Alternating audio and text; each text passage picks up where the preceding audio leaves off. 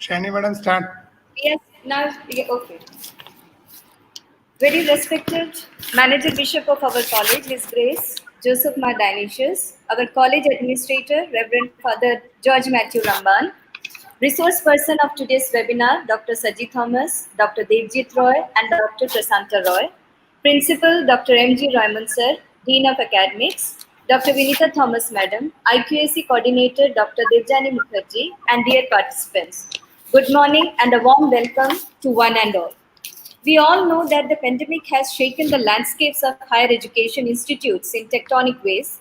The education institutes are striving to reposition themselves in the context of social distancing and get acquainted with the new normal that is established mode of learning and teaching. Online learning has become the default mode of education during the prolonged lockdown. The present situation has reinforced the need to adopt innovative ways of getting quality education services accessible at all levels. The sudden digital transformation from chalk talk to virtual world is quite challenging for all of us.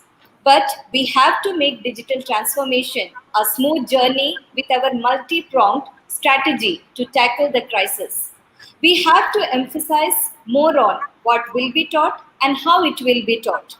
And today's webinar on the topic Effective e-teaching, Trends and Strategies focuses on the techniques that can be integrated in our teaching learning process to make it more effective. The focus is also on well-rounded, effective educational practices for the capacity building of young minds. To begin with today's webinar, I am pleased to invite our Principal Sir, Dr. M.G. Roman, in today's webinar. The support and guidance of our Principal Sir has always been there for organizing any program. He has always looked forward to provide a better platform to teachers to enrich teaching and learning process. I now request Sir to accord a warm welcome to all our participants and our guests. Please, Sir. Sir, start with your... Good morning to our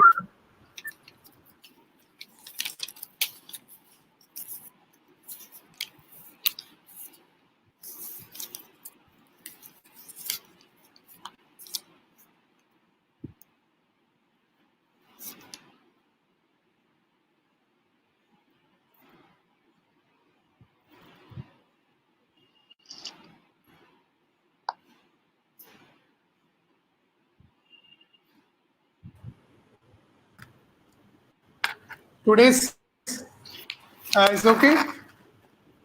Yeah, now it's Today's audible, resource person, Dr. Saji Thomas, Cambridge CELTA and Listening Skill Leader, Faculty of EFL and IELTS Sohar University, Sultanate of Oman, Dr. Devjit Roy, Professor of Operation Management, Production and Quantitative Methods Area, IIM Ahmedabad, Dr. Prasanta Roy, Associate Professor and Head Department of Clinical Psychology, Institute of Psychiatry, Calcutta, Dean Academics, Dr. Vinita Thomas, Convener of this program, Dr. Shani Mendoz, IQAC Coordinator, Dr. Devjani Mukherjee, dear colleagues, students and all participants from India and abroad. It gives me immense pleasure to welcoming all of you to the one-day International Faculty Development Webinar organized by Postgraduate Department of English and IQAC of St. Thomas College, Bhilai. This webinar has been organized to discuss effective e-learning trends and strategies. Digital learning is a learning facilitated by technology that gives students some elements of control over time, place, path, and pace. It has become one of the greatest means of transforming the society in the present era. It directs the virtual transformation of almost every component of our life today. Digitalizations and totally influenced our welfare, democracy, healthcare, environment, and society overall. Looking towards the want of the society, it has been seen that digital learning tools and technology enable educators to rapidly share information with other educators in real time. The current pandemic has locked us behind our doors, and that has led to the educators to reach the students in their home zone. The objective of this webinar is to present a reasonable and appropriate solution and create a new learning environment by the enhancing e-learning teaching and reinvent education by digital transformation. The focus will also be on the importance of good mental health and well-being in the online learning process. I, on the behalf of our college, again thank the speakers for accepting our invitation. I am sure that you all will feel enriched with knowledge after completion of this event. I welcome you all once again to the webinar and hope that you all will have a great time ahead. Thank you.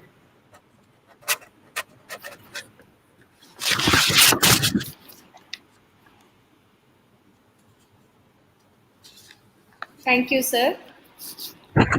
I'm honored to invite Dr. Vinita Thomas, Dean Academics, Head Department of Botany, to today's webinar. Madam has always taken care to develop and maintain effective educational programs in the college and to promote the improvement of teaching and learning process. I invite Madam to deliver the keynote address. Please, Madam.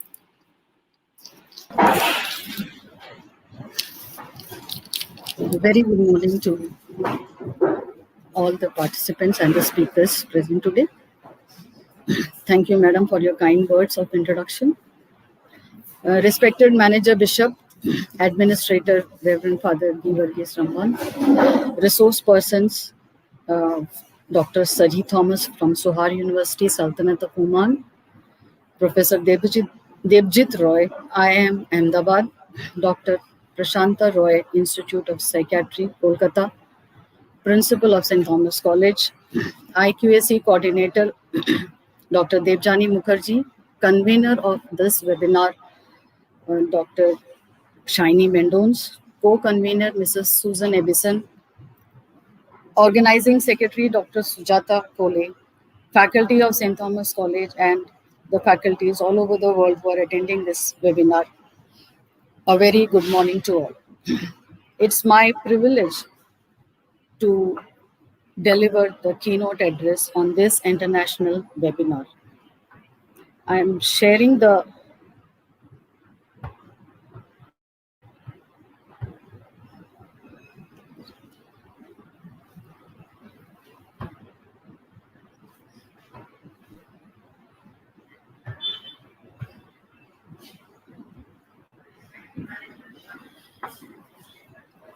I hope I am audible to all.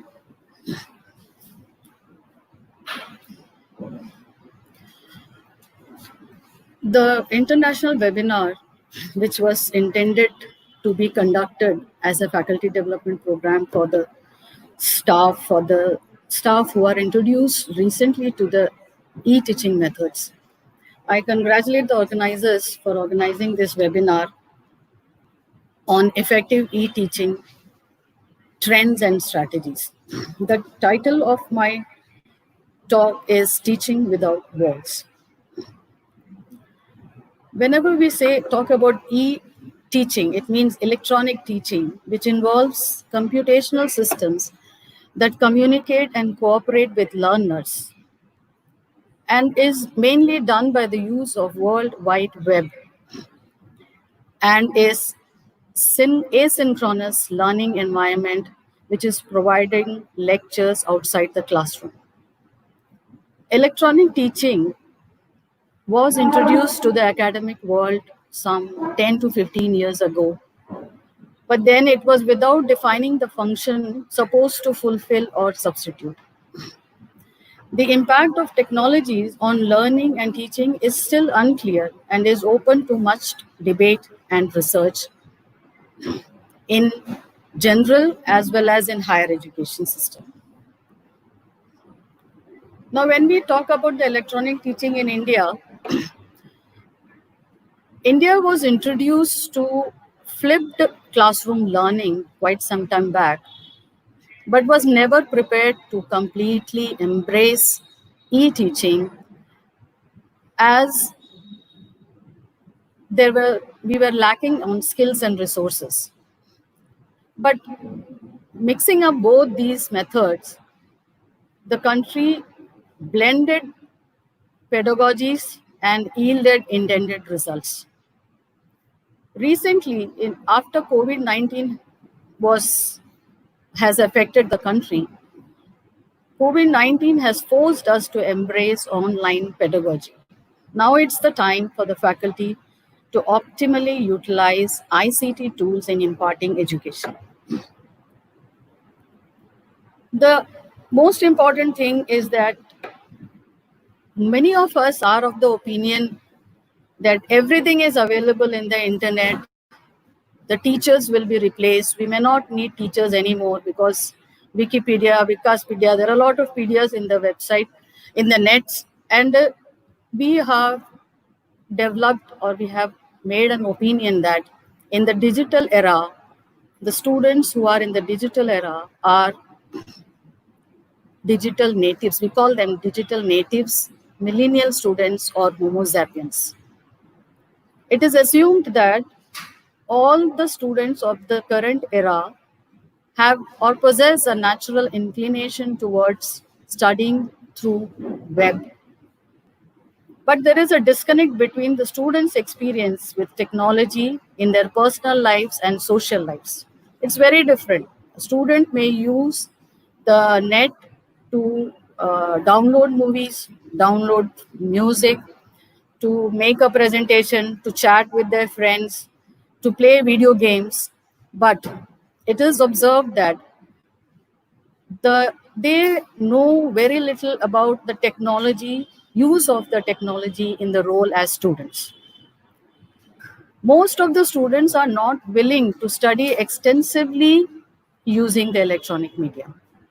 Though electronic media has made things easier for them, media creation tools that exist at a given time throughout their studies in higher education institution. What the students need to do is, despite of learning using all these methods, that what the student needs to do is to acclimatize to new digital environment. They need to cultivate new digital skills. And e-learning should be complemented with e-teaching. This is the most important part, that e-learning is not possible if the academicians are not able to deliver as per their requirement. And that's why it is said that e-learning should be complemented by an e-teaching co-equal.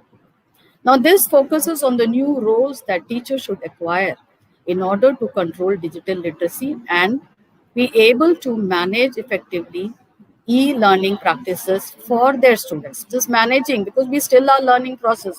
We have to learn to manage effectively when we deliver a lecture or a talk.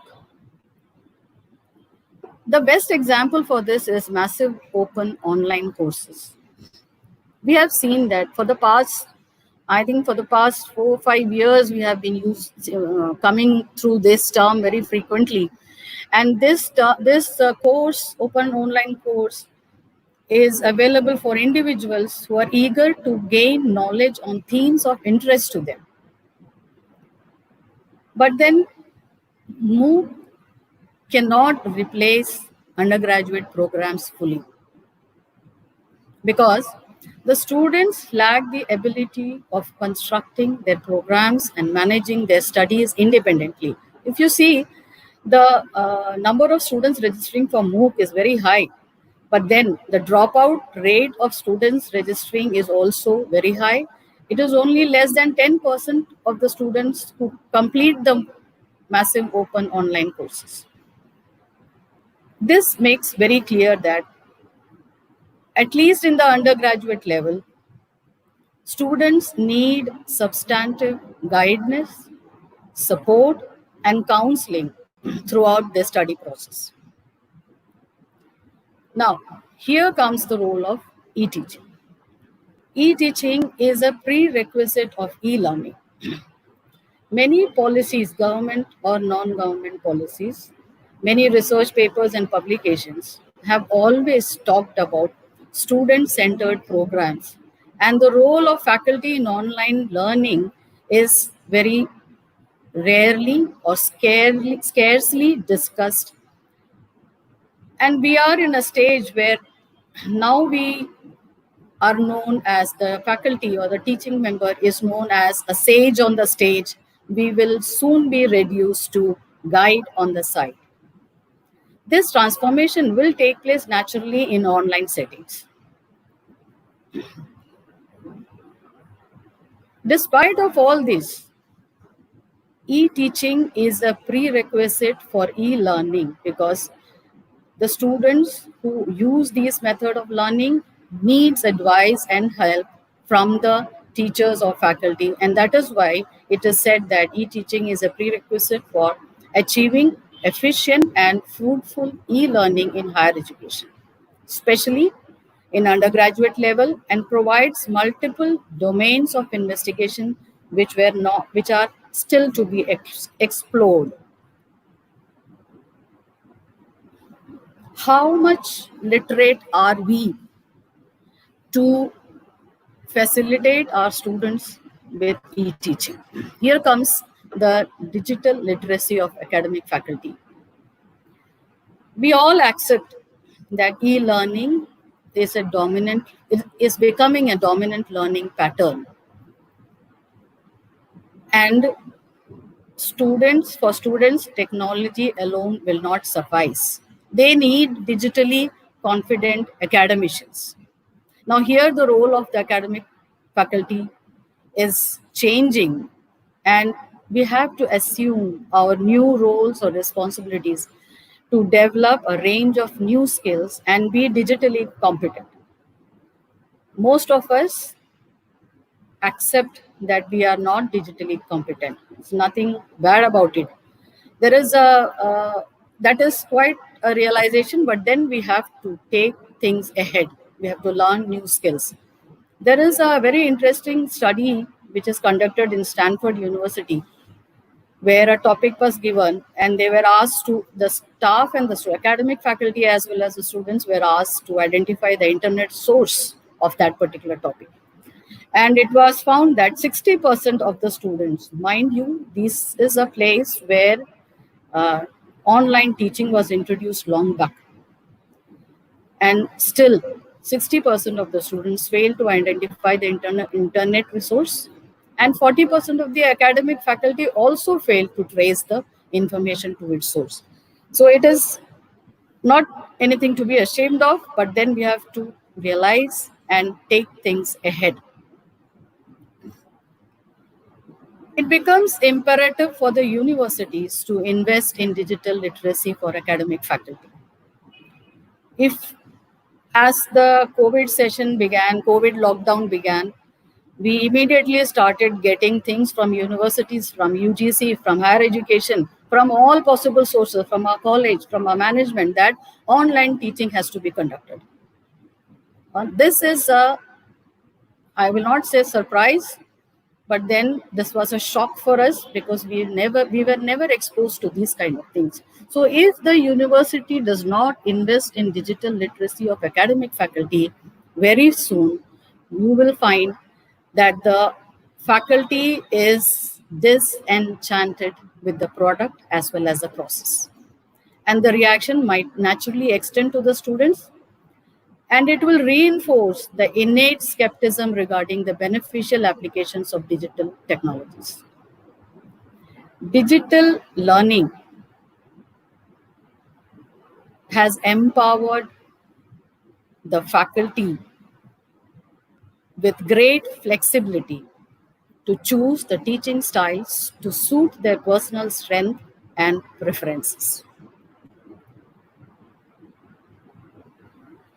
The issue behind our reluctance of academicians is that teachers worldwide were using the method of soloist, They were operating as soloists. Soloist here, I mean that when a teacher is given, or when a faculty is given a year and a paper which they are supposed to execute, that faculty makes all the decisions to prepare the teaching schedule, how to execute it, what are the modes to be done. All these decisions were taken by the teacher itself.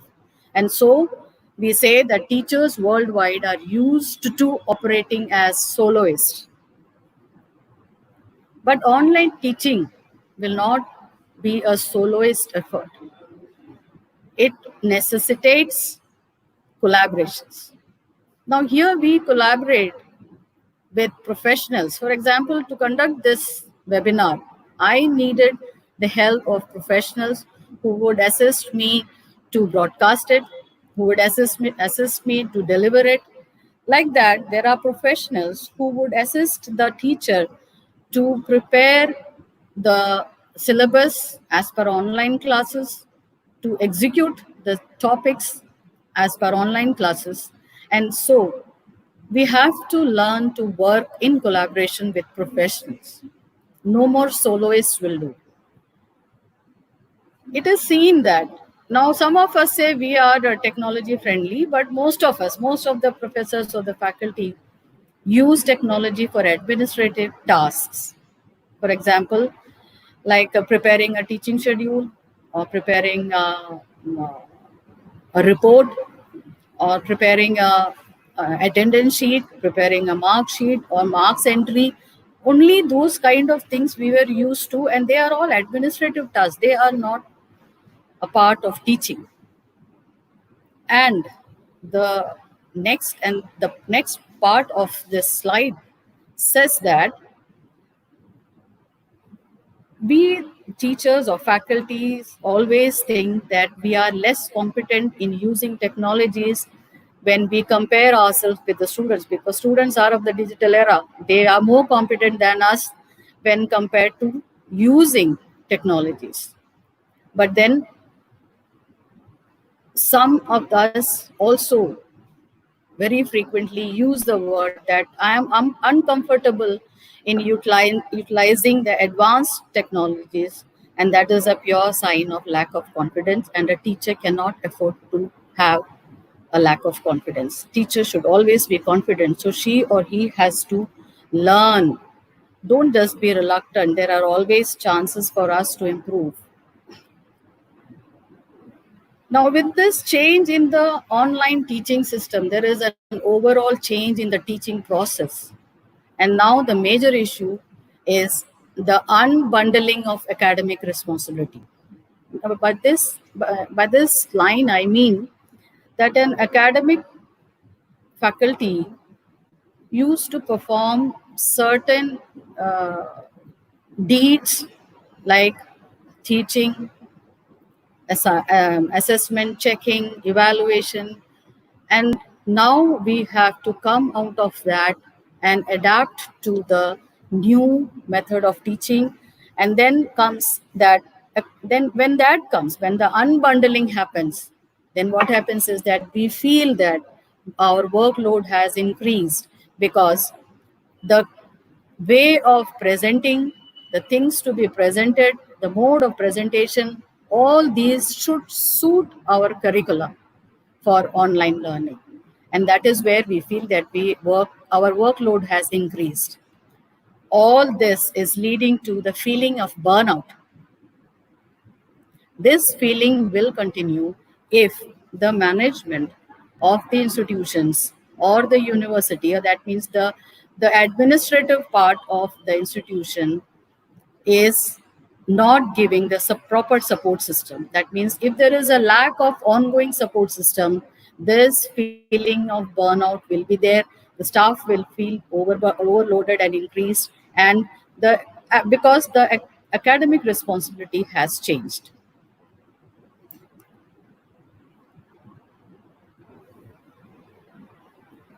When I talk about learning, there is a very nice line or quote which is always used, It's used in almost all the religious books that I have gone through. And it says that the wise pursue learning throughout life. This means that we all the people, let it be students or teachers, all of us have to be lifelong learners. And the best would be if we become co-learners to the students, because the students are very quick at picking up the recent trends, and they assist us to come forward and to become their equal or even better than them. And that is why it is said that it is that in the lifelong learning process, it is better to be co-learners with the students. As the system keeps on changing with the changing of time, there are three things what every academician should do is learning, unlearning, and relearning. Learning we are doing, we say that we have learned. There are so many things that I already know, but in order to learn something new, we have to unlearn that and relearn something new. And so in the paradigm of learning, this is the key factor, that is, one should be prepared to learn, unlearn, and relearn. As we know, since there are so many accredited procedures taking place in every organization and every institution, there are a lot of active learning strategies that we are following. But in the case of online teaching, the motivational factor is a very important factor. The student needs to be motivated to stay online, to stay in touch with their faculty, to stay in touch with the syllabus, to prepare for their exams, because here we are not encountering them, we are not facing them. So besides active learning strategies, motivational factors also need to be included to make us a relevant teacher. While I was asked by the organizers to deliver a keynote address on teaching, on effective teaching, I had a talk with the younger generation, staffs of younger generation in our college as well as outside. And I realized that there are certain points which otherwise may be there in the net or in other deliveries, other talks. But then I realized that there are 5 points that I can stress upon, I should stress upon in this talk. And the first one is socio-communicative style. The word itself says that we are all social beings. So our communication style should be in such a way that a community is created in the end, of which the first point is assertiveness. The assertive word means saying what you feel is right. You have the right to say what you feel. And this word is used here because the student and the faculty both should be allowed and should be able to express themselves. The second is responsiveness. Now, when the student has asked you something, then the responsiveness comes the next point. And here it means that you should be ready to respond to their needs, which may be of any sort, because we are not meeting them. And when these two are taken care of, the student feels that they develop a sense of care. They develop a feeling that the faculty or the institution cares for us, for our needs, for our benefit. And then comes and it is this way that a community can be created. Now, when responsiveness comes, the responsiveness always goes with trust. Trust is must. When we are in the current scenario, in the current times, when everything is going through web, worldwide webs are used for class teaching, for meeting people, for conveying messages. We are no more in a classroom, we are no more in an institution. The faculty as well as the student both should develop a trust. There should be a bond of trust between them. The teacher should never think or should there are situations where teacher thinks that student will not attend, but then we have to assert, get that student's response, and create this and develop this trust in order to make an effective online teaching. The next is spontaneous learning. Spontaneous learning is the discovery and reflection when student conducts active learning engagements. Now, spontaneous learning happens after your lecture is finished, their activity begins, their active learning engagement begins. And if the student is able to preoccupy himself with this spontaneous learning, his knowledge will improve. That is where the word comes, new self-knowledge. The student may come up with something new which was not there in your presentation also. Maybe he'll come up with that question later. And this new self-knowledge redefines and empowers the student. There are implications for these spontaneous learning in formal, non-formal, and informal education to maximize students' learnings. We have to find out strategies or develop strategies which can be of formal, non-formal, and informal ways to maximize their learning. Now, shift in communication skill. Till now, in teaching, non-verbal communication was taking the upper hand. 65% of the effective teaching depended on non-verbal communication, and only 35% depended on verbal communication. But in my opinion, the online teaching, there will be a shift of this, and we have to stress on verbal communications. Now, if you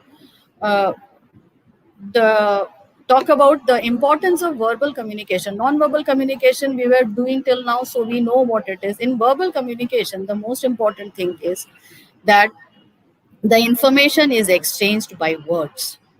So selection of word to transfer the information is very important. Another thing is that the word should be selected in such a way that there is a less chance of confusion and misunderstanding of message. Verbal communication, it always leads to prompt interchange of information.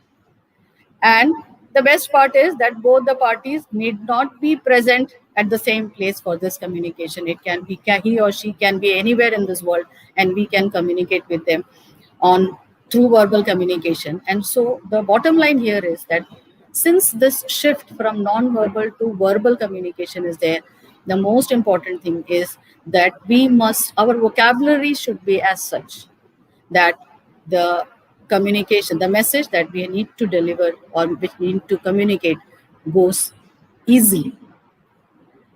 Now, the next,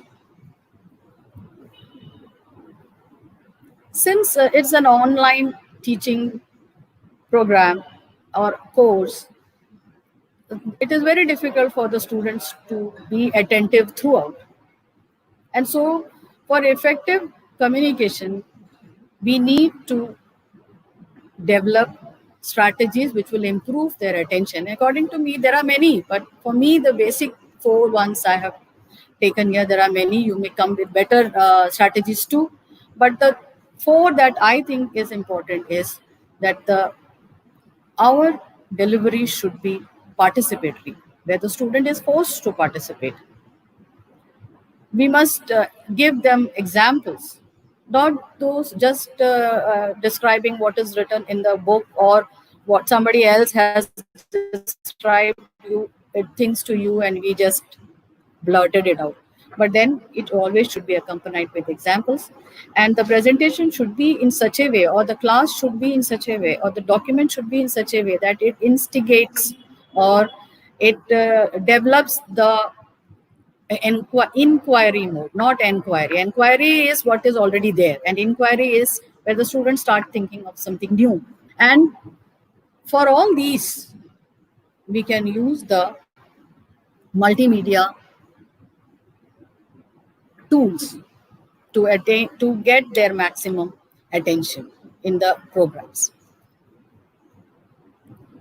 To conclude, 21st century faculty should become an awakened global leader. We are no more just teachers, we are leaders. We have to lead our students to the 21st century and encourage and inspire students to become inquisitive, not just scoring highest marks, not just being successful, but we have to inspire them to become inquisitive,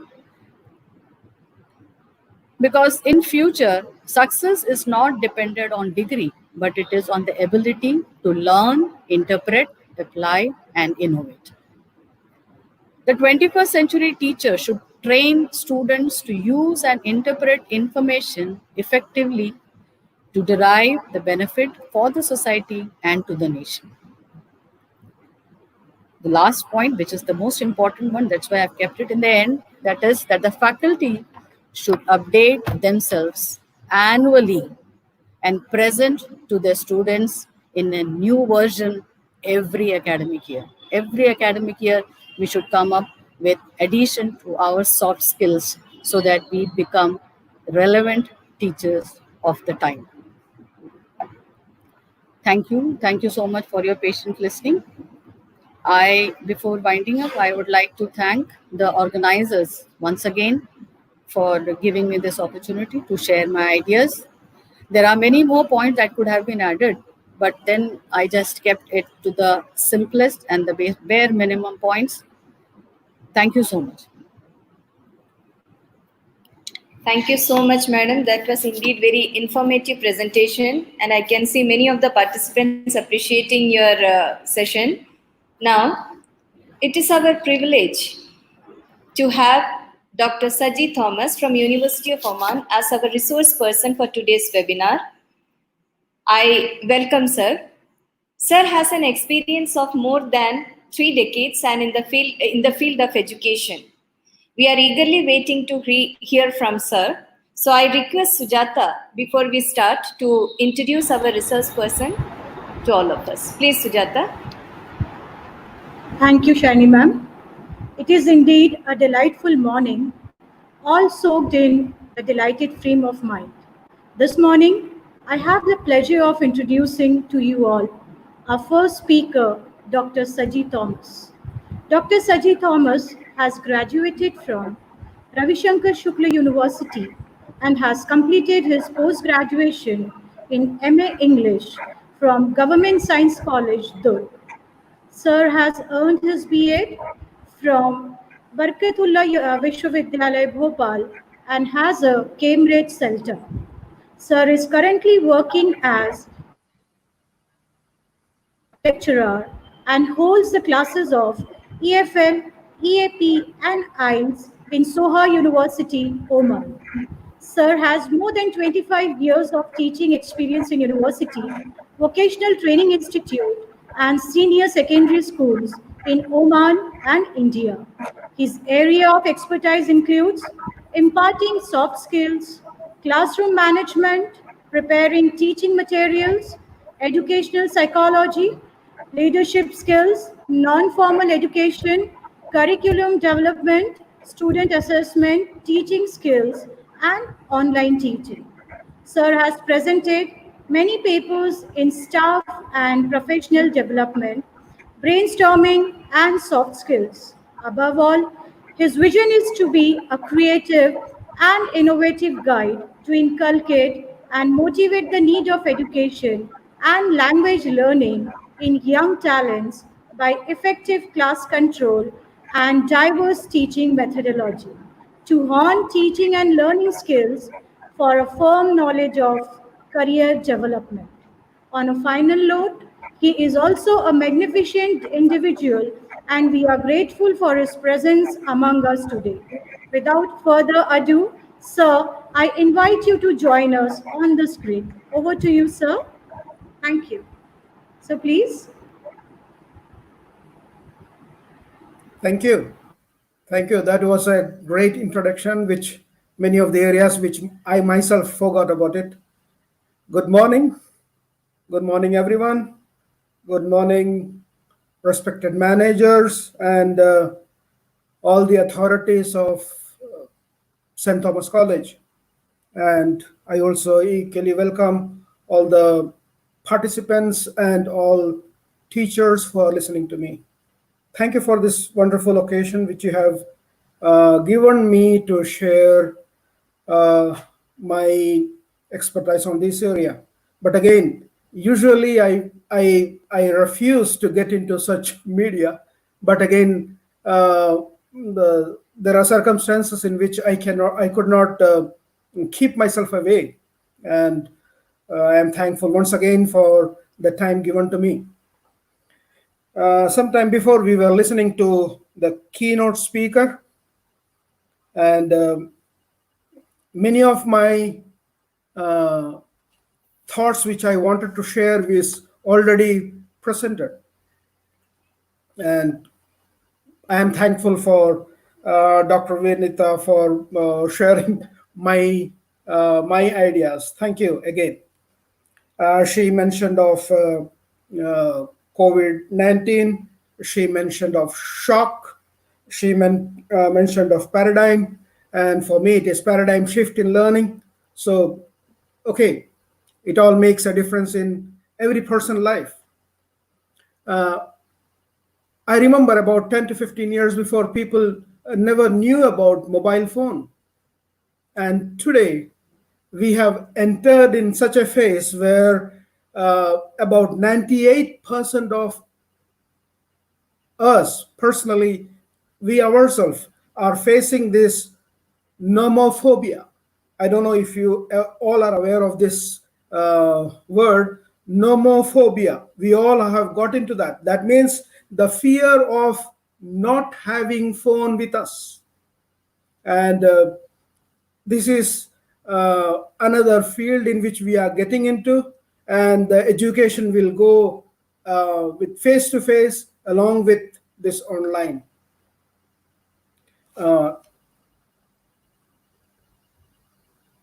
Let me get into the screen.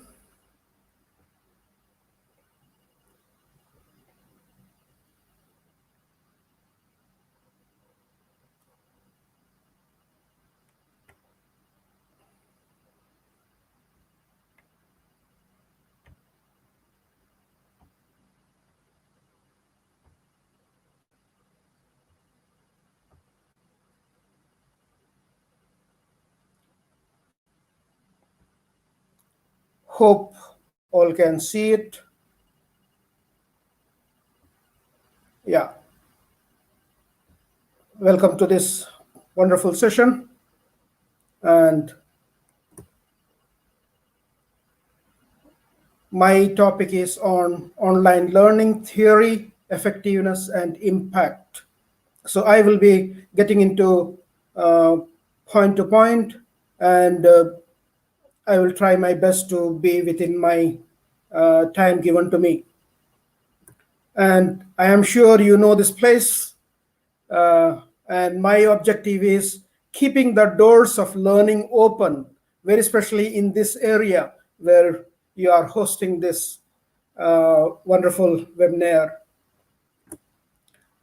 The paradigm shift that the education community has realized with the rise in online education has been shift. Any rapid change is likely to be met with at least some hesitation by instructors, especially when it is clear that the transition between modes of delivery will require training and time. This is a bit challenging, training and time. And as being instructors and as we are in this education field, it is not a new thing. We can get into it. And for this online learning,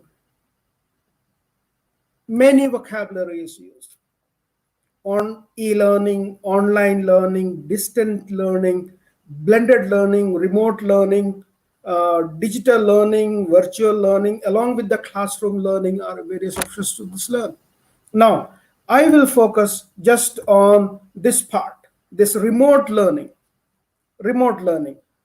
So remote learning is where we intend to that emergency crisis learning, and which we have got into, and it needs as soon as possible development timeline. It is hazard and emergent. It is academic attainment, content and delivery, best practices for crisis and undertaking. So now we are here now. This is a long-term process, but the remote learning in itself is the place where we have gotten now, and that is all because of COVID-19.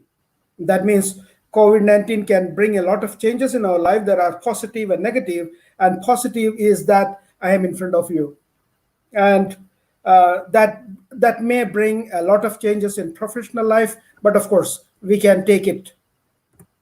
What is the theory behind it? Just I will have the glance of it, and I will be moving very fast because many of the thoughts are known to us. Now, question is it bringing others into the physical classroom, or sharing your recorded in-class lectures, or giving students a bunch of tasks? Read this chapter, complete this assignment. Read this chapter, complete this assignment. Is it online learning that? No. What are the difference between online teaching and face-to-face classroom teaching? We need to think of it now. And what are the difference between online learning and remote learning, which I mentioned sometime before, the remote learning. We have got into remote learning now, and there is a slight difference between that. Is online learning effective? Question is in front of us. We have to answer it. What is emergency remote teaching, which we have got into now? And what can be the role of a teacher? What can be the role of a student?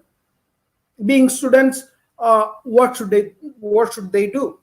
And here is a slight comparison between that. The teachers, we can see they have to design the course, they have to deliver the course, incorporate pre-course survey to familiarize knowledge on LMS, that is management system, modeling, coaching, scaffolding, providing lesson feedback, assessing student progress, and contributing to the conversation.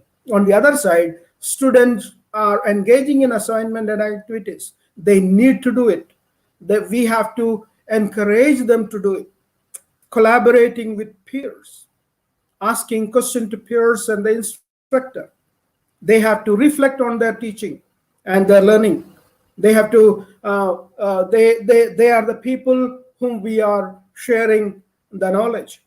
They have to share their experience. How did they feel that learning? Apart from that face-to-face learning, what was the difference? And providing course feedback.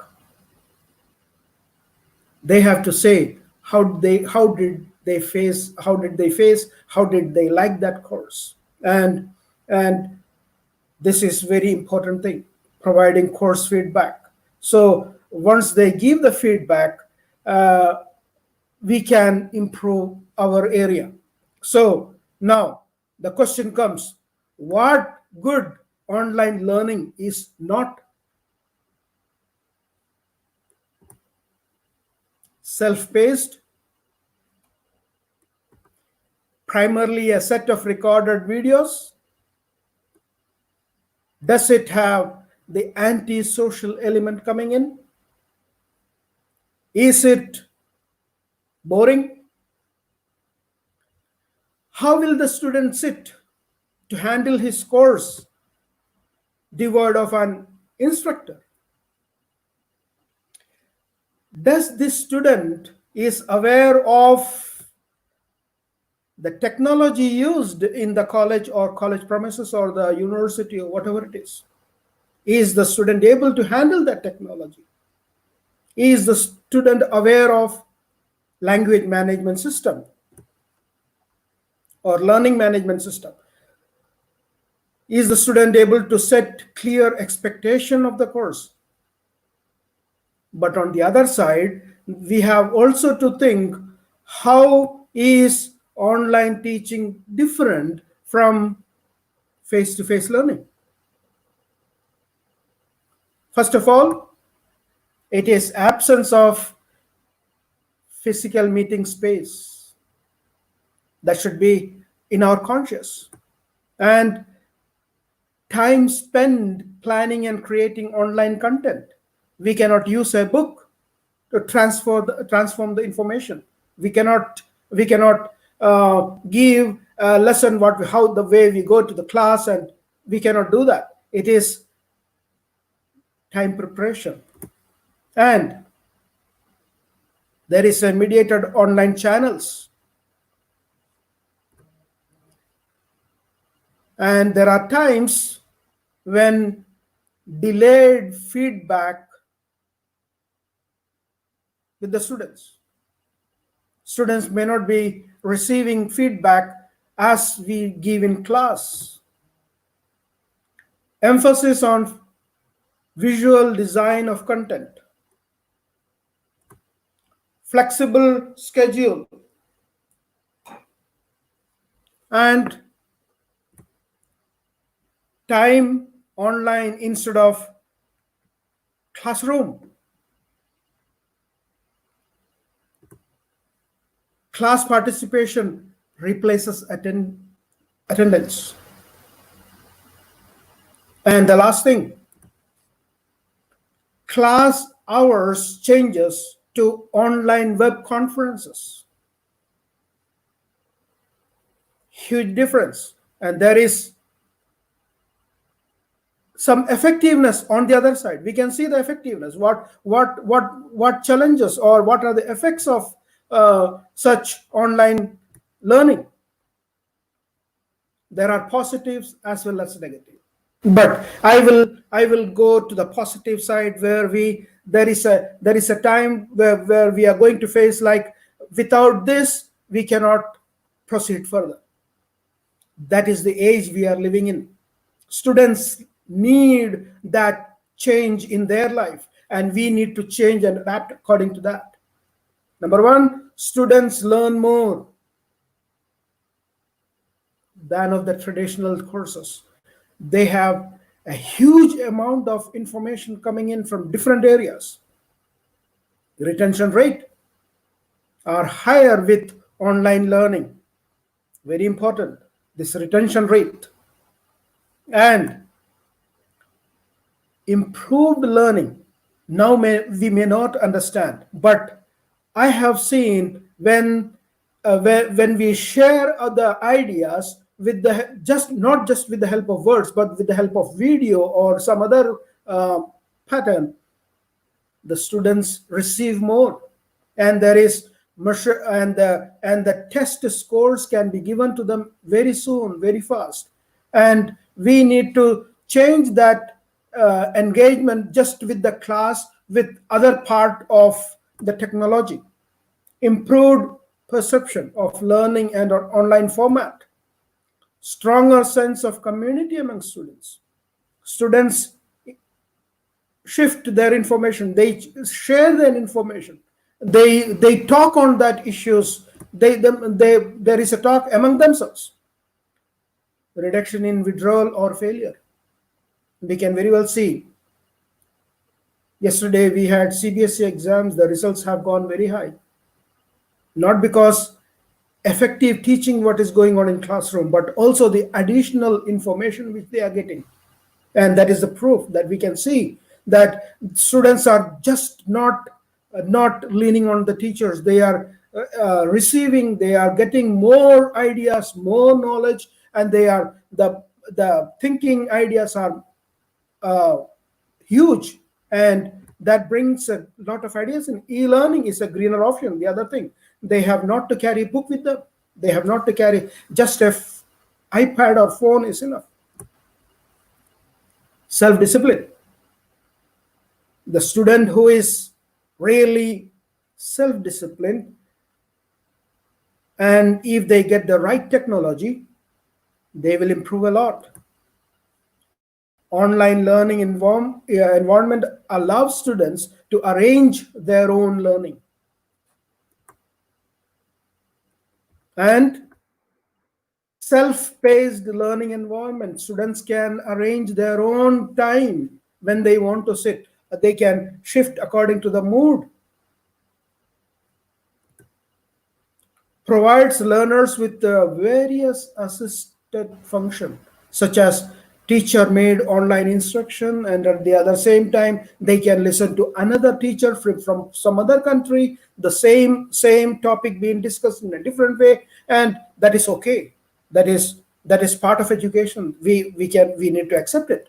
And multimedia instruction, very important in online learning. It uses multimedia to support online teaching. We the teachers are also receiving information from different areas, and students are getting evaluated immediately. There are many online courses. They do the test, they get the result just like that. Teacher don't need to wait for student no need to wait for the teacher getting it corrected and being shifted to the exam coordinators and all. Okay, the results are there, and we can review course materials easily. Digital. And what is the impact? I have made it. Interacting with motivational methodology for participating in academically critical teaching method.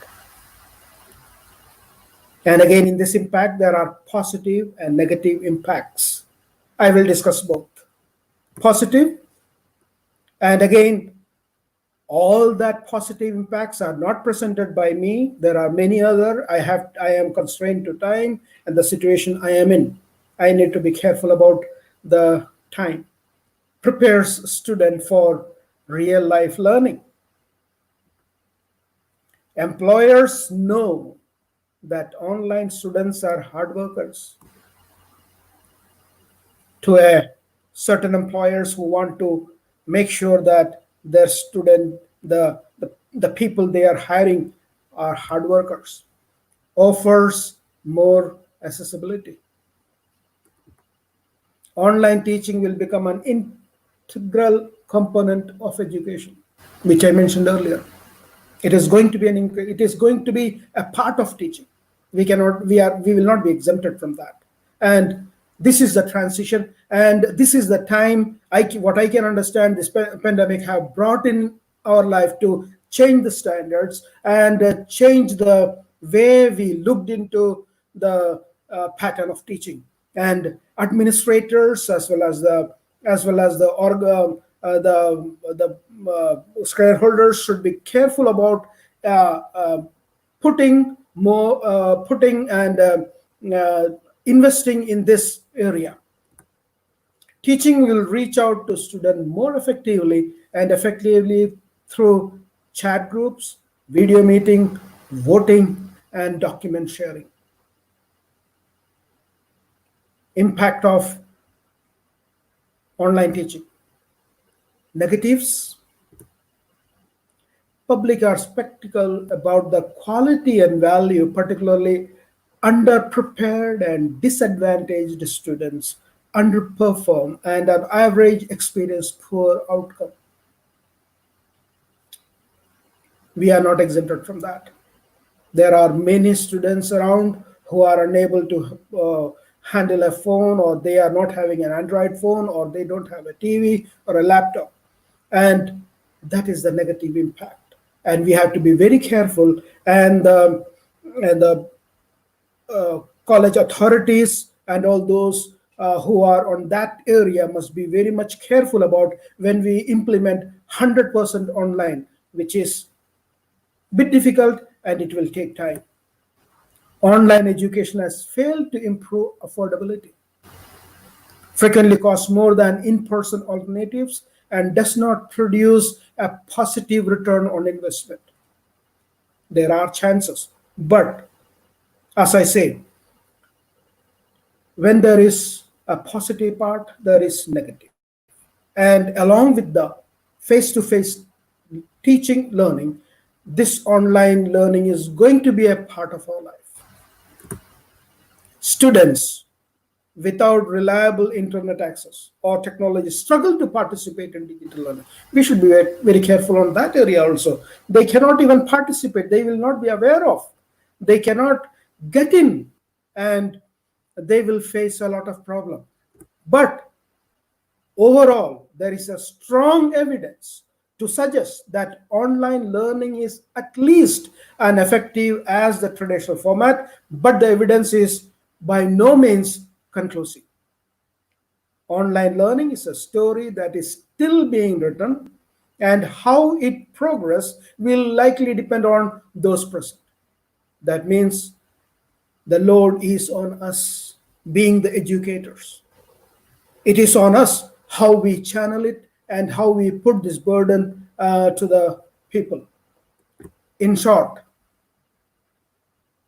the knowledge, skills, and abilities required to teach a high quality face to face course are also necessary to teach an online course. However, because of the unique characteristics of the mode of delivery, additional skills and abilities are required to teach in online environment. It can be very well accepted that traditional offline learning and e-learning can go hand by hand. Enhancing e-learning is on our shoulders, and it is our responsibility to take it to that extent and where the learners will be happily receiving it. And I am sure we have taken it as a challenge, and that is what we are being brought in a stage wherever we are throughout the world has become very short, and we are sharing the ideas so that the next generation should not be in trouble.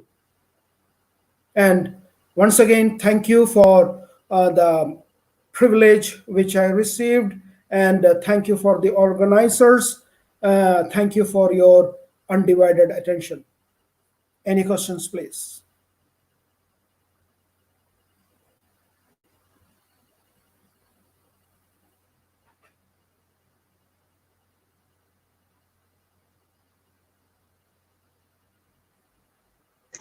Madam, please unmute your mic. Shiny madam, please unmute your mic from the system.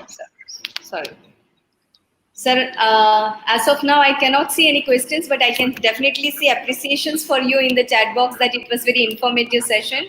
Many new things, new terms were introduced to us, like one namophobia. It's really a new term for all of us, that it is a fear of not having mobile phone. That's a new vocabulary that I have learned today. And online learning is a story still being written, and definitely we are going to see so many changes and transmission in it. So thank you so much, sir, for giving your valuable time to us and telling us about the impact of online teaching. Thank you so much, sir. Welcome. Thank you. Now, I would like to introduce our next resource person, Professor Devjit Roy from IIM Ahmedabad. Devjit has a commendable experience in the field of education, and today he is going to actually speak on something new, I must say, that case studies. He will be explaining us about the best way to structure educational experience and to transmit knowledge across generation. To introduce our next resource person, I request Dr. Sujata Kole to present his brief profile. Please, Sujata madam.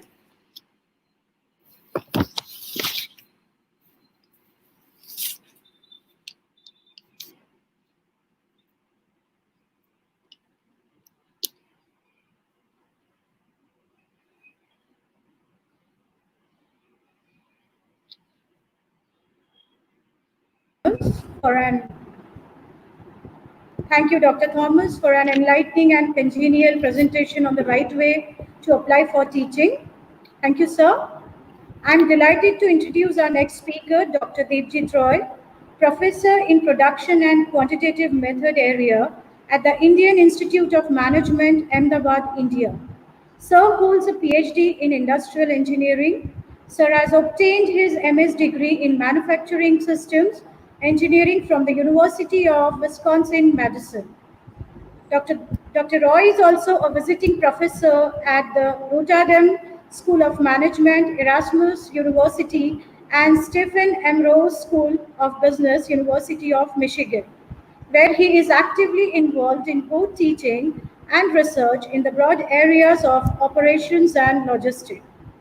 His research mostly focuses on improving system performance using quantitative methods such as stochastic modeling and optimization.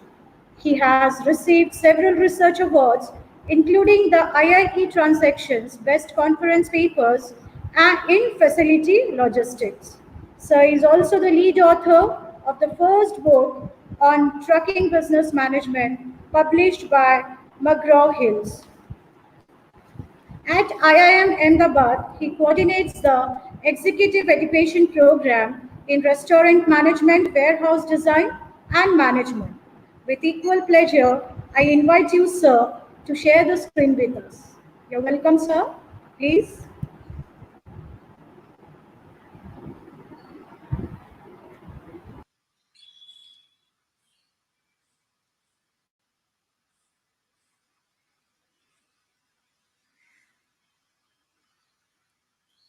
Okay, thank you all. Are you able to hear me? Am I audible?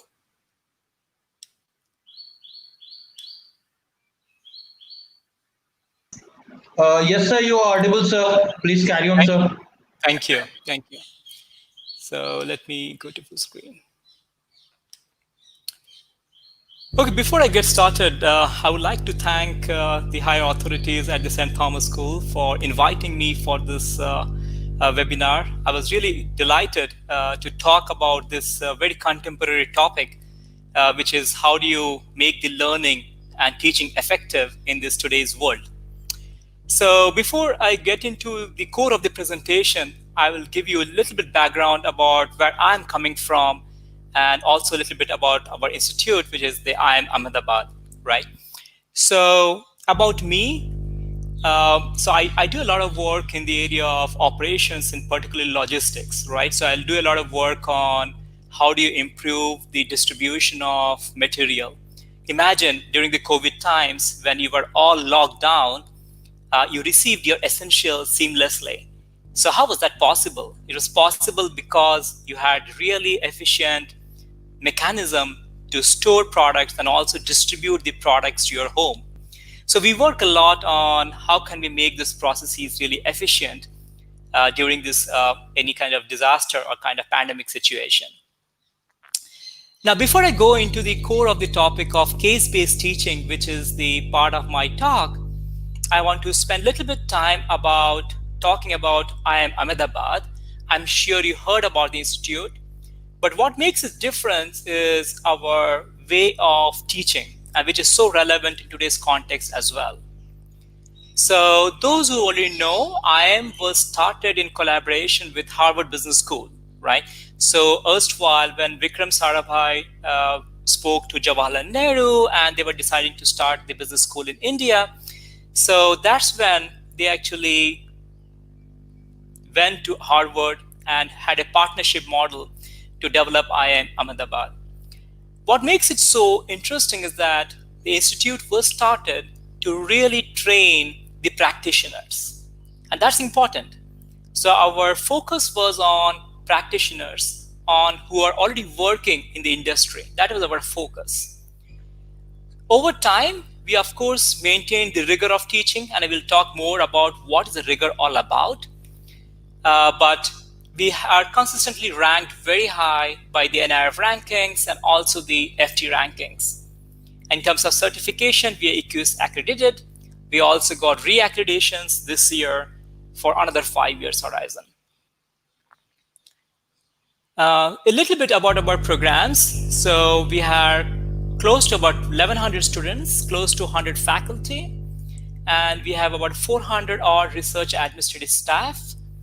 Our programs are residential, and the teaching method I'm going to talk about also links to these kind of words. So pay some attention towards these words like residential program, and we provide a lot of training, consulting, and advisory services.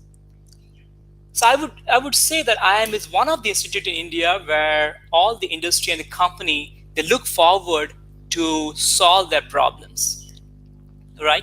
So we have a lot of traction among the industry per se.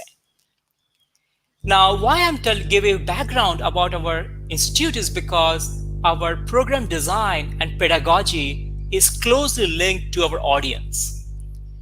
We teach to the business with a business orientation, and the emphasis of our teaching is always on decision making, strong decision making, where there's a leader manager kind of environment, and the leader or the manager is faced with many dilemmas, right? And the leader manager needs to make a trade-off. How can we make things happen under uncertainties? The pedagogy that we follow is a case method. And today I'm going to introduce you to the case method, and also going to talk to you how this can be made more effective in the digital world, right? And what is interesting is that our pedagogy relies a lot on peer group learning. So it depends on your cohorts of the rest of the class. And our program, our method ensures that the learning doesn't stop within the class boundaries. In fact, what we say is that the students leave the class with more questions than answers. And I recollect Vinita madam talking about the mode of inquiry, right? So that inquiries are the kind of know-how, the need to know how comes from the classroom, but it carries on beyond the four walls. And our pedagogy relies on continuous evaluation and feedback. Okay, so I'm going to talk about this more shortly, and I'll also involve you in a little bit of a workshop kind of environment where you can also think, how can you deploy this method for effective learning in the digital world? So in sum, what I'm going to talk about is how do you grab attention of your audience? In this case, the audience are your students or participants with effective teaching method and engaging your participants. Okay, that's really the focus of the talk. And I sincerely hope that at the end of my session, you will appreciate the value that the participants can bring to the class, so that it is not a soloist that Vinita madam also discussed about, right? So we are in a participative format. We are engaging with the cohort and making things happen.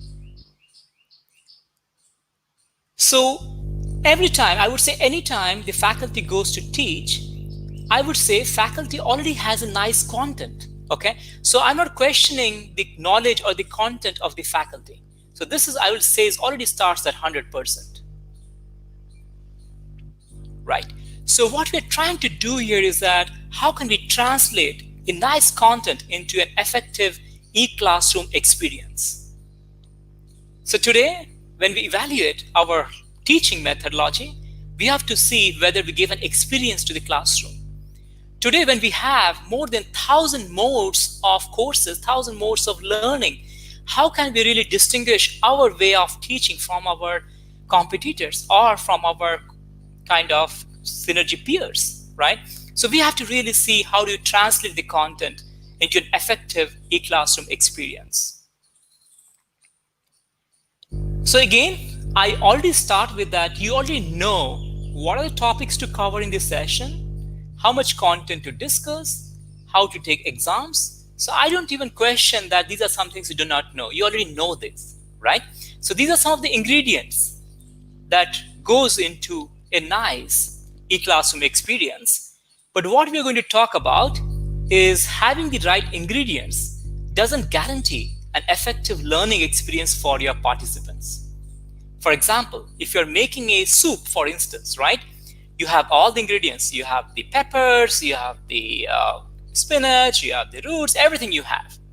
But then how do you ensure that you have a right recipe to convert this into fantastic soup that you can really have, right? So what you're talking here is how can you really convert the ingredients that you already have and guarantee an effective learning experience for your cohort or your participants. So to shape our discussions further, what we're going to see is what is a good recipe looks like in terms of teaching. And again, the method that I'm going to talk about, it may not work always, okay? It particularly works very nicely for any kind of decision-making courses. It could be both qualitative and quantitative, okay? But it is applicable for both of the scenarios. And in general, what students like is variety. They do not like monologues, lectures. So a few of these sessions can go a long way to enhance the participants' learning experience in both your undergraduate as well as the graduate level courses. Yeah.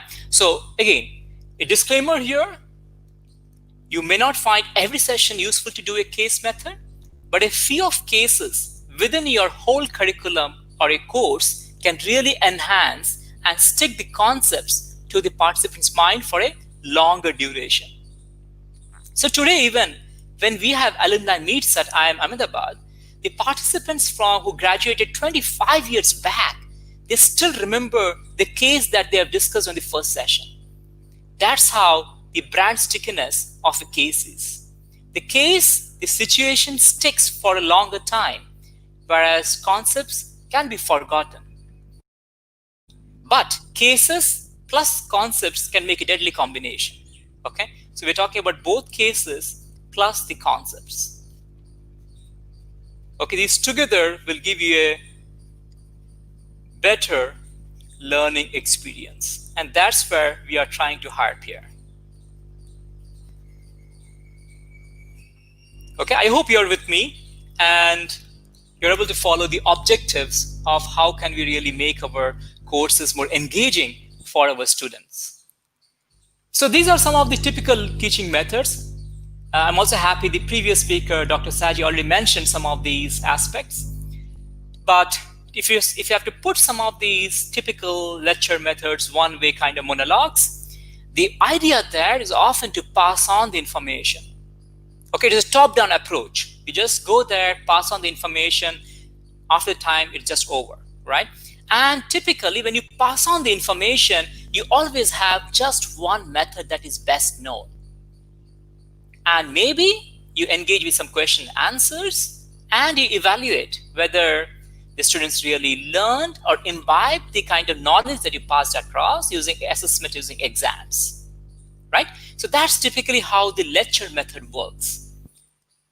So the outcome is students learn concepts. Yes, they learn what you taught, but you never or very rarely do they understand how do they apply those concepts in practice.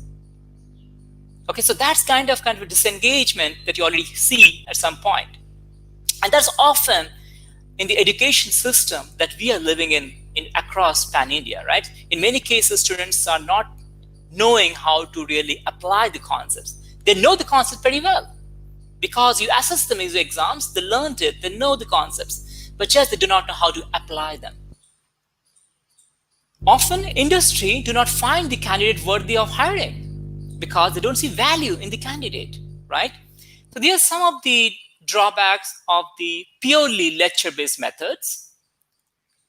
What we are going to talk about is a case, okay? A case is a real-life situation which is faced by a manager or the protagonist, okay?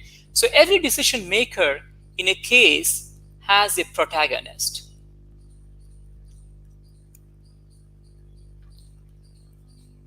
Okay, so the protagonist is the one who is facing the dilemma, the choices, and the protagonist is the one who needs to take a decision. Okay, so we need to do something. The manager needs to do something. He has to take an action. So the case is often action-oriented. So the case-based pedagogy, which is an alternate to lectures, a case is typically a decision-making situation that the protagonist is facing. The case author could be I, it could be you. Okay, the case author is the one that documents the situation with all data and facts that were available to the protagonist at the time of decision making. Okay, so this is an important piece which you have to put effort, or you can take some articles from newspapers or the magazines, which is kind of extraordinarily important or can really blow up the minds of the participants, right? You really want the participants to go back to their classes, go back to their cohorts, go back to the peers to say that they know how they can apply the concepts that were taught in the class. So once you have written the case, the participants reads the case and then deliberates the situation in the class. I'll go about it in slightly more detail as I go ahead. So I have written many cases, more than about 20 cases in the last 10 years or so, and each of the cases are published in either Harvard or some other websites, and people around the world use our cases, right? So why do they use our cases? Because our cases bring some rich kind of dilemma, which is very unique to our economy or our emerging economic settings, right? For example, I'll give you one example. So we had written a case on Vasant Farm Fresh. How do we reduce the food wastages?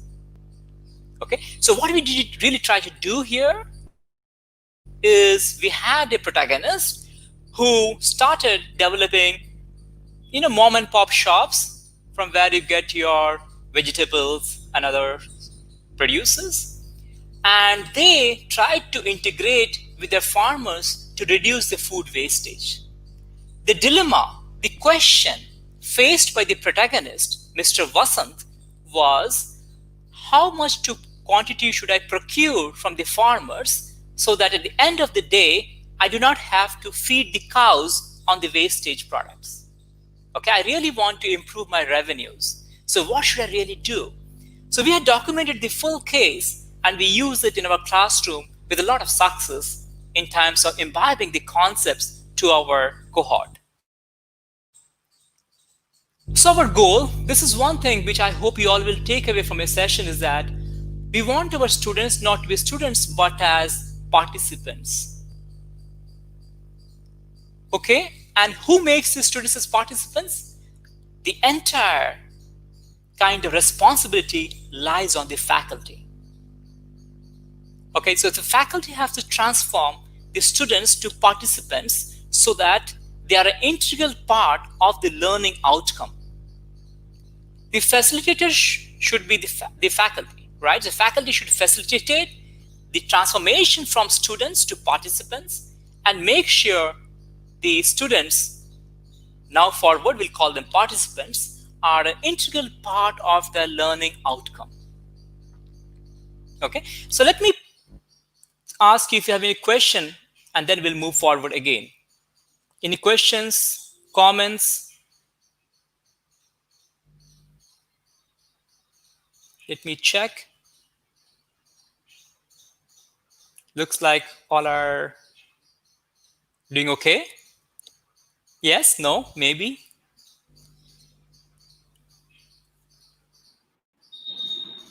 It's clear till now. Okay, fantastic, fantastic. Okay, Let's proceed then from here.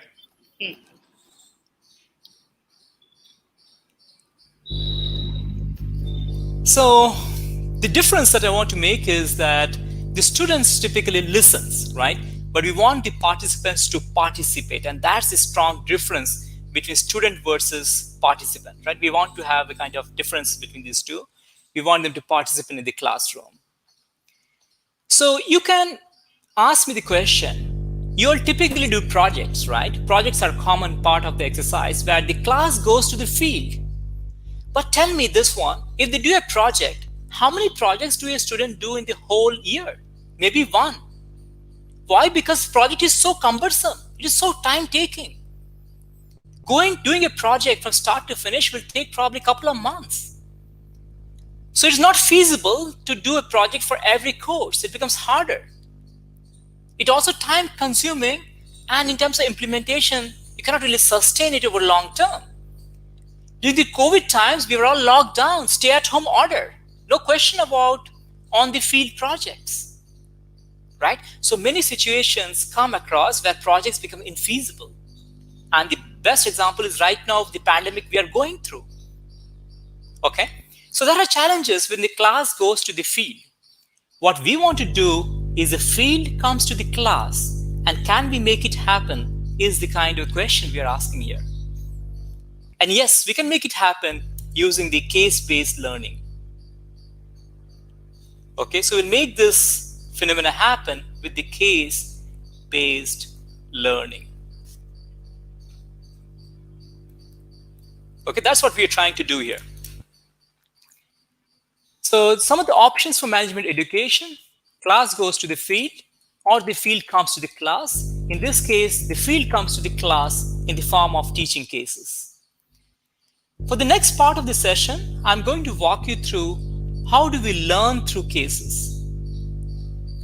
And at some point, I will get you to do a small mini exercise as well. I would like to take the example of a truck driver.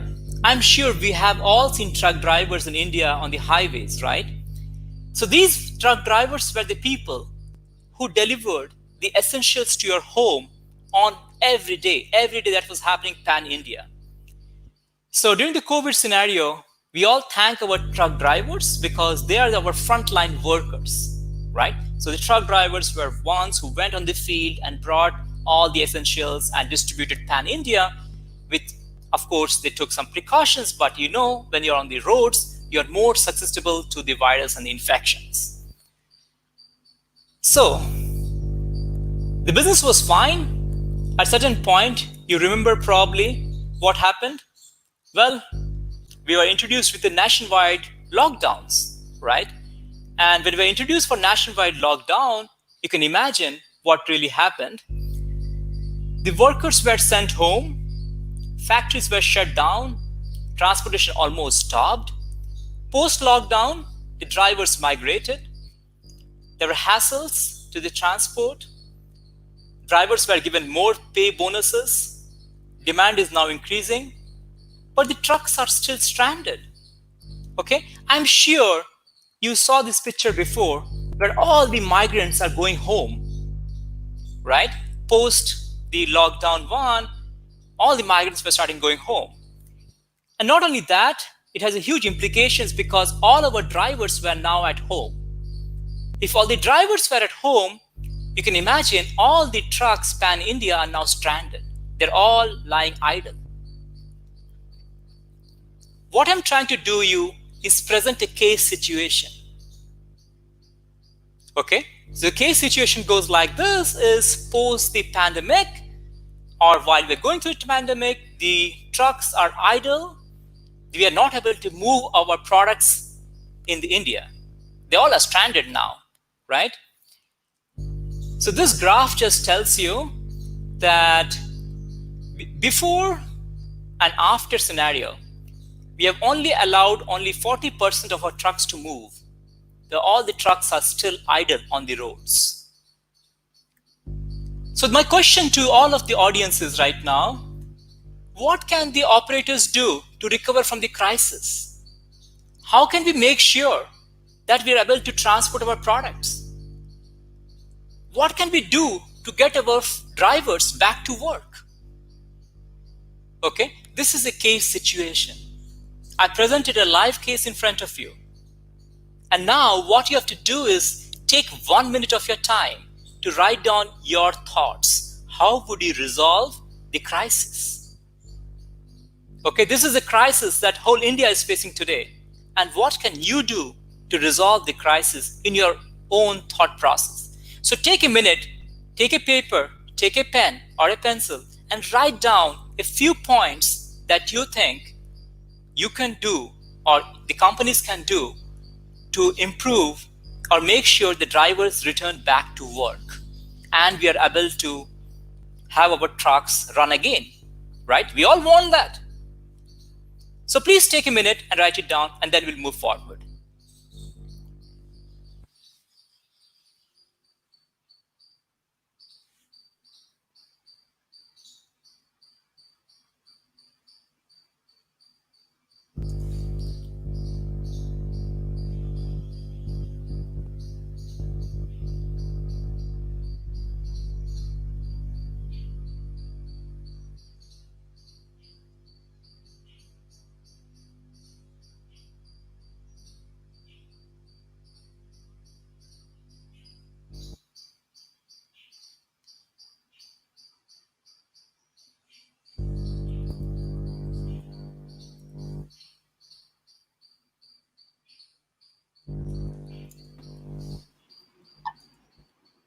And you can write your solutions in your comment box. Okay, I'm checking the YouTube channel, so you can write your comments in the or you kind of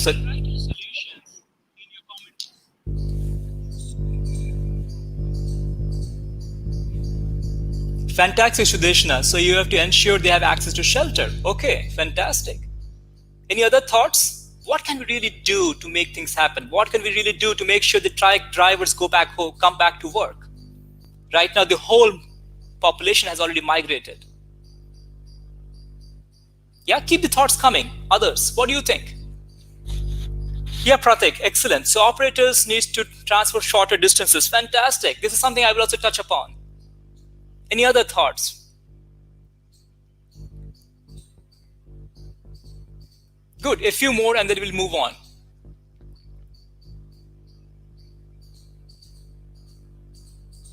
Yeah? So what Pratik says is that the operators will transfer shorter distances so they can pass into the next operator. Very, very interesting session. We'll talk about that as a part of our relay operations. Yes, Sudeshna, employ locally. This is very true. And this fits extremely well with what Pratik is saying, right? We can use the drivers to come back to their own state. Absolutely, Taran. We'll try to do that. We'll try to ensure that the drivers come back to their home every day, right? So you're already hinting in the right direction. Okay, and one more and then we'll move on.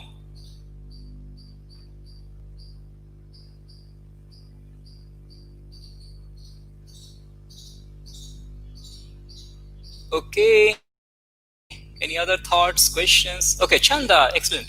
Along with the government officials of all the states, we should start the transport system, take ultimate precaution. Absolutely. Safety is ultimately important, right? So we have to ensure that all the your trucks should be sanitized, the hubs should be sanitized, and drivers should also be taking precautions with all the sanitization and all. Okay, excellent. So I already see a lot of thoughts coming in. So let's move forward so that we can see how we can leverage some of these discussions. So what really happened? We gave it live situations. You have the audience. They deliberated about it. They have their own thoughts. And now the faculty kind of tries to combine their thoughts and to see how we can come up with an effective solution. Okay? So one of the discussion was on relay handouts. That's what Pratik mentioned, right? Where you have to make sure the driver drives for a certain distance and passes on the baton to the next consecutive driver. The role of the faculty here is to discuss the concepts of coordination. Okay, that's the role of the faculty. So you have to really merge the concepts with the live case going on.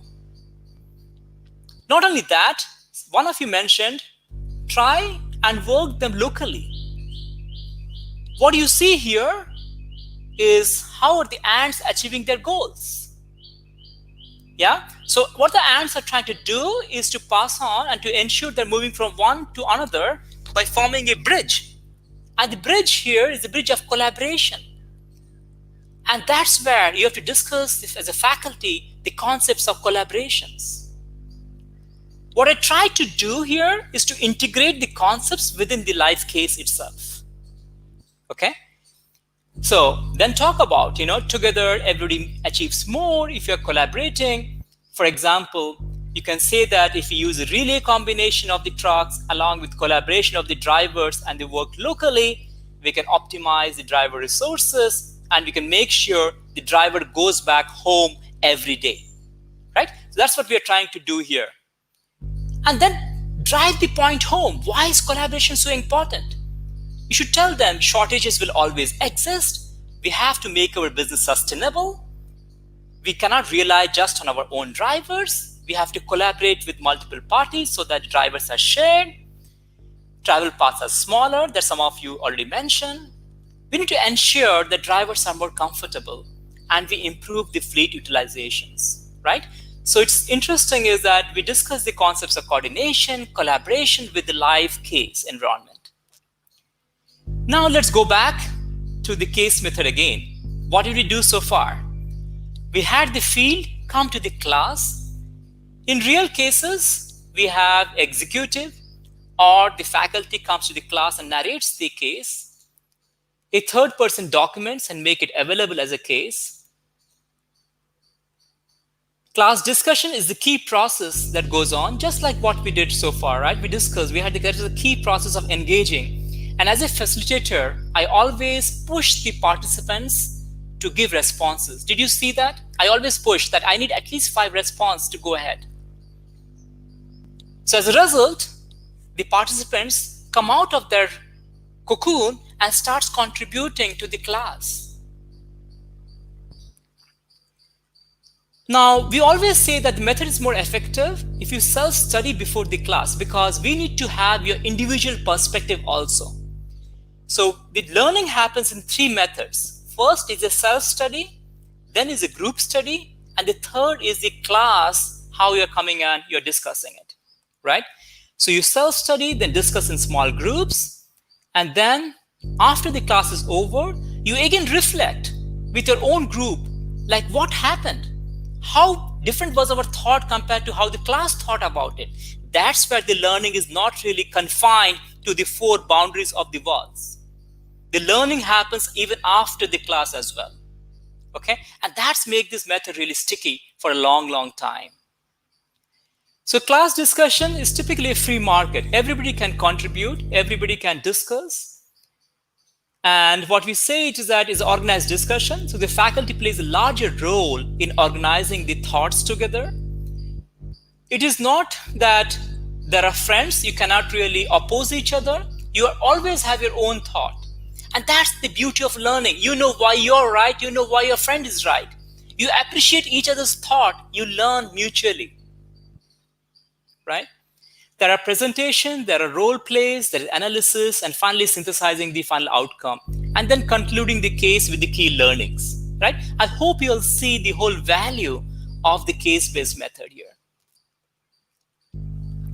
The 3 primary challenges in the digital world that Professor Dr. Vinita mentioned, Dr. Saji mentioned, is a lack of attention, right? Students don't pay attention. Sometimes they ooze off, they mute themselves, they move out of the cameras. They multitask, and sometimes students struggle with isolation, which I think Dr. Prasanta will talk about it, right? They are mental hazards. So typically in digital world, polls are very effective. Use polls to engage the participants. This is where you want to hear their choices. Okay, so polls are very effective. There are different websites like Mentimeters and others which can help organize these polls for you. So you can see here one example of a poll where they ask a question and you can submit the answer and you can see the outcome, right? Now, for case discussions, you need to form virtual discussion rooms. Zoom, BlueJeans, they all offer this breakout rooms features. The breakout rooms are your discussion rooms. Use these breakout rooms to engage your participants. Remember, they're no longer students, they're participants. They're participating for a common goal, which is the mutual learning. Okay? So you can invite your students or participants to join the breakout rooms, and you can also join the rooms on a need-be basis and discuss with them. So the case method requires a lot of homework before the class as well, as I mentioned. So that requires the individual preparations where you comprehend and analyze the case. They read the readings, they prepare a decision sheet, and they prepare kind of a decision diary. And that's important because when students read the case by their own, they have limited kind of bandwidth. But once they discuss in the group, they see a larger horizon. When they discuss in the full class, they see a further larger horizon. So their thought evolves, the learning improves, and they get to see the larger picture. Right? And that's the wow situation you want to create in the case of case-based method. So make sure you have decision diaries because you identify the decisions, the analysis, the rationale. And Dr. Saji was mentioning about the positive and the negatives. You have to look at both the aspects. And you need to find out ways to deal with the negative consequences. For every approach, there will be some risk. You have to understand both sides of the coin. And that's what we need to culminate in the behavior of the students. Everything cannot be positive. There will be some kind of negative aspects, and you need to imbibe, you need to account for that in your decision making, right? So group work, which is the second level, you share the learning agenda, you support each other both morally as well as in learning in the case. This is where the mental support comes into picture. What it tells is that you're not alone in the battlefield. You are a group who is fighting the battlefield, right? And that's the one that we want to imbibe in our participants. Yeah, revise the decision sheets if required, one time, multiple times, please do that. And after the class, make sure your participants reflect what they have learned. They prepare the learning diary. And maybe you want to look at the learning diaries at a time-to-time basis, right? That's kind of important. Unfortunately, there are no shortcuts to the case. Yeah, if you find one, just smile and go back because there are no shortcuts. And if you choose one, you just become poorer. You don't learn. Okay, so let your participant not succumb to temptations of shortcuts and make sure they participate. Now, this is one of the slides I started off with the drawbacks of the kind of lecture method.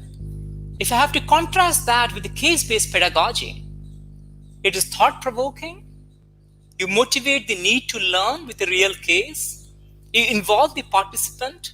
You evolve possible options. And you also tinker their creative solutions, right? Always, I'm often kind of surprised in my classes when my students, participants come up with very different kind of thought process, very different kind of approaches. I learn from them. Faculties learn from the participants, and that's true. Faculties are facilitators, nothing more than that, right? So that's the kind of distinction we need to see. At the end, I think COVID-19 provides an opportunity to reset education. And we should look for a quantum leap and not just an incremental jump. Okay, it's more like we should be like a cheetah. We should reset our education, the kind that we are offering. And I think COVID-19 gives that opportunity to us. We should just grab it, I guess.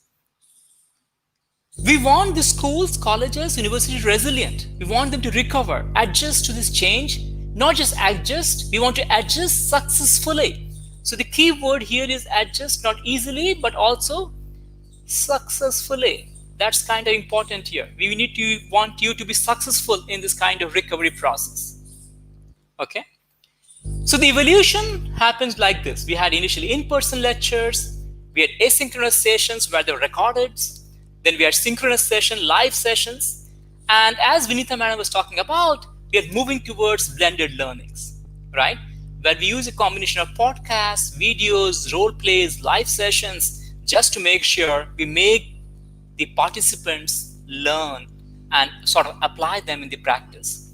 We want to make sure they have an experience, which we also want to make sure we give them that experience through our methodology. To conclude, I have 4 things for you. One, I think the blended learning is going to be the future, right? We need to embrace the digital teaching. We need to transform students to participants. And I'm sure as a faculty you will succeed in your endeavor, right? So with that, I will leave you with further thoughts or questions. I'm happy to take any questions offline as well. This is my email ID, and I would love to hear back from you. Thank you.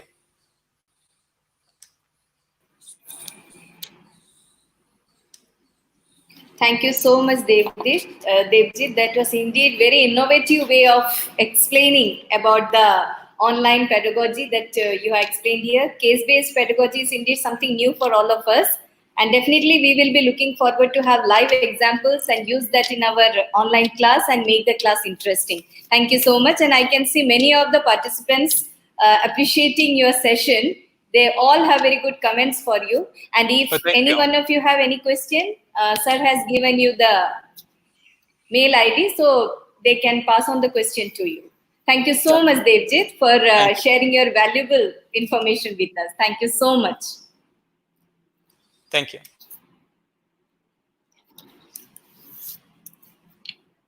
Now, moving on to our next resource person, we have seen that the digital transformation has definitely its advantages and disadvantages. And as educators, we need to balance and facilitate the psychological well-being of mentor as well as mentees. So we are honored to have Dr. Prasanta Roy from Calcutta University to speak on the psychological impact of e-learning. Sir is experienced professor and practicing psychology in university. So now I request Dr. Sujata to introduce Dr. Prasanta Roy to us. Please, Sujata, madam. Thank you, Shani ma'am. Thank you, Dr. Roy, for your expertise in addressing different approaches of topic case-based teaching pedagogy, which was exceedingly cherished by everyone. We will surely take your words into exercise, sir. Thank you for your insight. It is a matter of great privilege and pleasure for me to welcome our third speaker, Dr. Prashanta Kumar Roy, Associate Professor of Clinical Psychology and Head Department of Clinical Psychology, Institute of Psychiatry, a Center of Excellence, Kolkata. Sir has completed his graduation and post-graduation from MS University of Baroda, Gujarat, and has acquired his MPhil from Central Institute of Psychiatry, Ranchi. His publication counts more than 25 papers in both international and national journals. Sir was also past president of Indian Society for Clinical and Experimental Hypothesis and Fellow Indian Association of Clinical Psychologists. His training involves mountaineers, animal rescuers, humanitarian workers, etc. This was just a small glimpse of you, sir. We request the honor of your presence, sir, and request you to please share the screen with us. Over to you, sir. Thank you. Thank you, madam. I'd like to thank the St. Thomas College for considering me for this beautiful discussion, and all the speakers, the way they have explained the narrated a newer concept, it is even a learning experience for me. And probably whatever the things I'm going to speak, most of these things are being stolen. I don't know whether anything new would be there or not. But primarily, I would try to focus on how teachers can think about the students' perspective.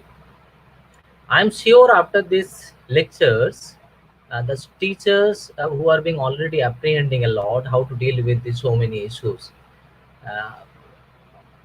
The most of the things, most of the techniques, most of the strategies that is being discussed about the case-based, the teaching method, those are usual teaching methods even in face-to-face teaching. Yeah, as a teacher, many of us are not that much oriented about that case-based teaching method. That might be creating apprehension, but only thing that we need to focus on to have some readiness, some efficiency about digital learning process, digital teaching process, and rest of the other things can be taken care of easily. But obviously we need to have more creative ideas, more inquiries, as Vinita madam was talking about. So I'll be focusing on how this digital learning process can have impact on the brain and mental health.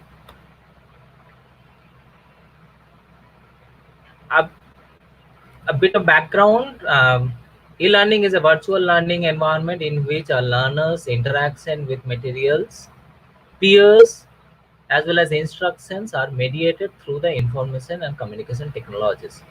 Why this example is important?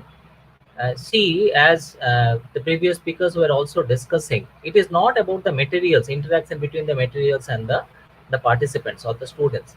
Here, the involvement of the peers group, the group-based discussion, as well as a two-way communication between the instructor and the participants, all those issues can be thought about.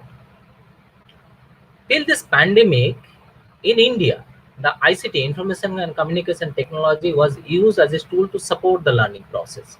In Western world and some of the other advanced Eastern world, ICT was used as a collaborative teaching method. But here in India, the story was different for most of the colleges and the school.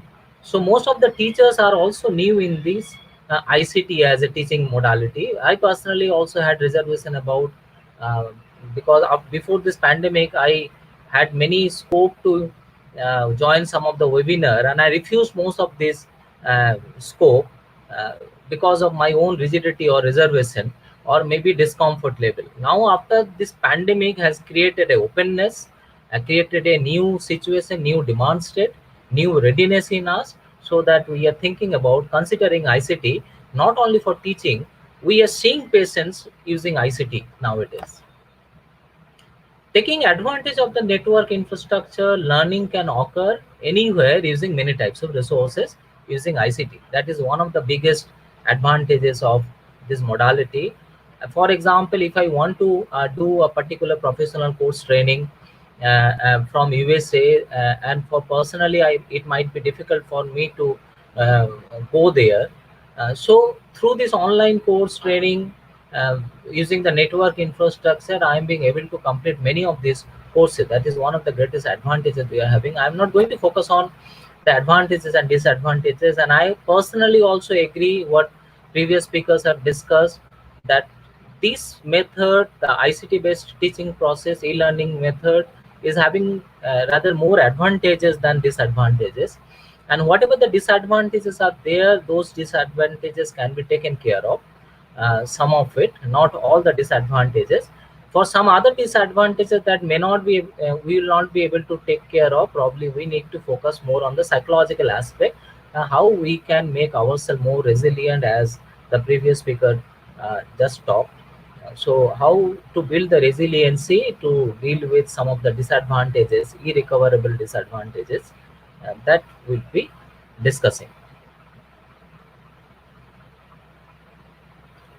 So I'll be focusing only on this model. When you focus on the framework for e-learning, it is having three components. One is the external factors, second is the internal psychological processes, and third is the outcome. Whatever the discussion most of the time we go for, that is primarily on the external factors. We don't discuss much about the internal psychological processes of the learner. Until we focus on the internal psychological process of the learner, whatever the desirable outcome we are expecting, we might not have that desirable outcome. So what are the external factors that can be thought about? One is obviously the information technology, availability of the network, availability of the laptop or smartphone, and the connectivity, so that I can access whatever the materials that is being delivered. And second factor is instructional design, the kind of teaching material, the way would be delivered. So all those things are part of the instructional design, and they are interdependent. Once I am having access to information technology, uh, based on that I would be able to go for instructional design. For example, yesterday only I got an offer from one of the colleges here in Kolkata to teach the psychology students about the psychological first aid, how to provide psychological first aid whenever their friends or family members are under crisis. And as it would be in the workshop mode, I thought there would be very much difficulty to go for an interaction using the Google Meet platform. So whether we can create any poll, and I don't know how to create any poll. So yesterday I started searching in the Google as well as YouTube how to create poll using this kind of teaching method. And there, for the first time, Dr. Roy just discussed about the Mentimeter. I also learned about Mentimeter and how to design a particular poll or quiz using Mentimeter. So whenever we plan about the instructional design, we can take help of the information technology. And once we are having some mastery about some aspect of the information technology, we can modify our instructional design using a lot of creativity. So these external factors can have influence on each other. So we have discussed a lot on this in today's discussion. I'm not focusing on those primarily. And these external factors is mediated through the internal psychological processes. That means whatever the information technology I'm having, probably the best ever the instructional design or the case methods that I might be having, those things might not give a favorable outcome, a successful outcome, until we consider the internal psychological processes of the participants or the receiver. So what are the internal psychological processes? One is how much ICT experience a students or the participant is having. We discussed today about the ICT experience of the teachers, and in the same way, we also need to focus on the ICT experience of the participant. And the second one is information processing approach. Whatever the information that is being given, whether it's auditory information or the visual information, how I am being able to process those informations using my learning styles. I'll be discussing about various learning styles. So depending upon the learning styles, I'll be receiving the information, I will be processing those information. And if the receiving and the processing of the information is not adequate, not enough, not suitable for my learning style, it can have huge impact on the outcome. So this ICT experience, my knowledge about ICT, as well as my learning styles, my information processing style, both of these can have impact on my virtual competence, how much self-efficacy, self-efficient, how much confident I can feel about dealing with the virtual teaching as well as the virtual learning. If my virtual competence is less, virtual competence is less, as I said, the virtual competence, it doesn't only matter on the knowledge, it doesn't only matter on the knowledge, also the learning style. So if it is less, obviously my outcome would be less. So I'll be discussing about this particular model only in the next slides. So if you focus on the external factors, the information technology, availability of the network. Now in India, if you go down the picture, it's red marked, the India is written. This is a Pew study done in 2018, and it shows that only 24% of the Indian are using smartphone in 2018. It might be more in 2020. But 2 years back, only 24% of the Indians were using smartphone, forget about laptop. And 40% of the Indian are using mobile phone that are not smartphone. So overall, around 64% of the people are using mobile phone. Rest around 35 to 36% of the people are not using any kind of mobile phone. And there is a gender difference. For example, this 24% of the people who are using mobile phone, it has been seen that less than 15% of the female are using smartphone, whereas around 34% of the male are using smartphone. So now if you see this distribution, what can happen? Probably many of our students don't have access of smartphone to use the audiovisual teaching modality. Moreover, in some places, as some of the previous speakers also told, the network, instable network issue also can be there.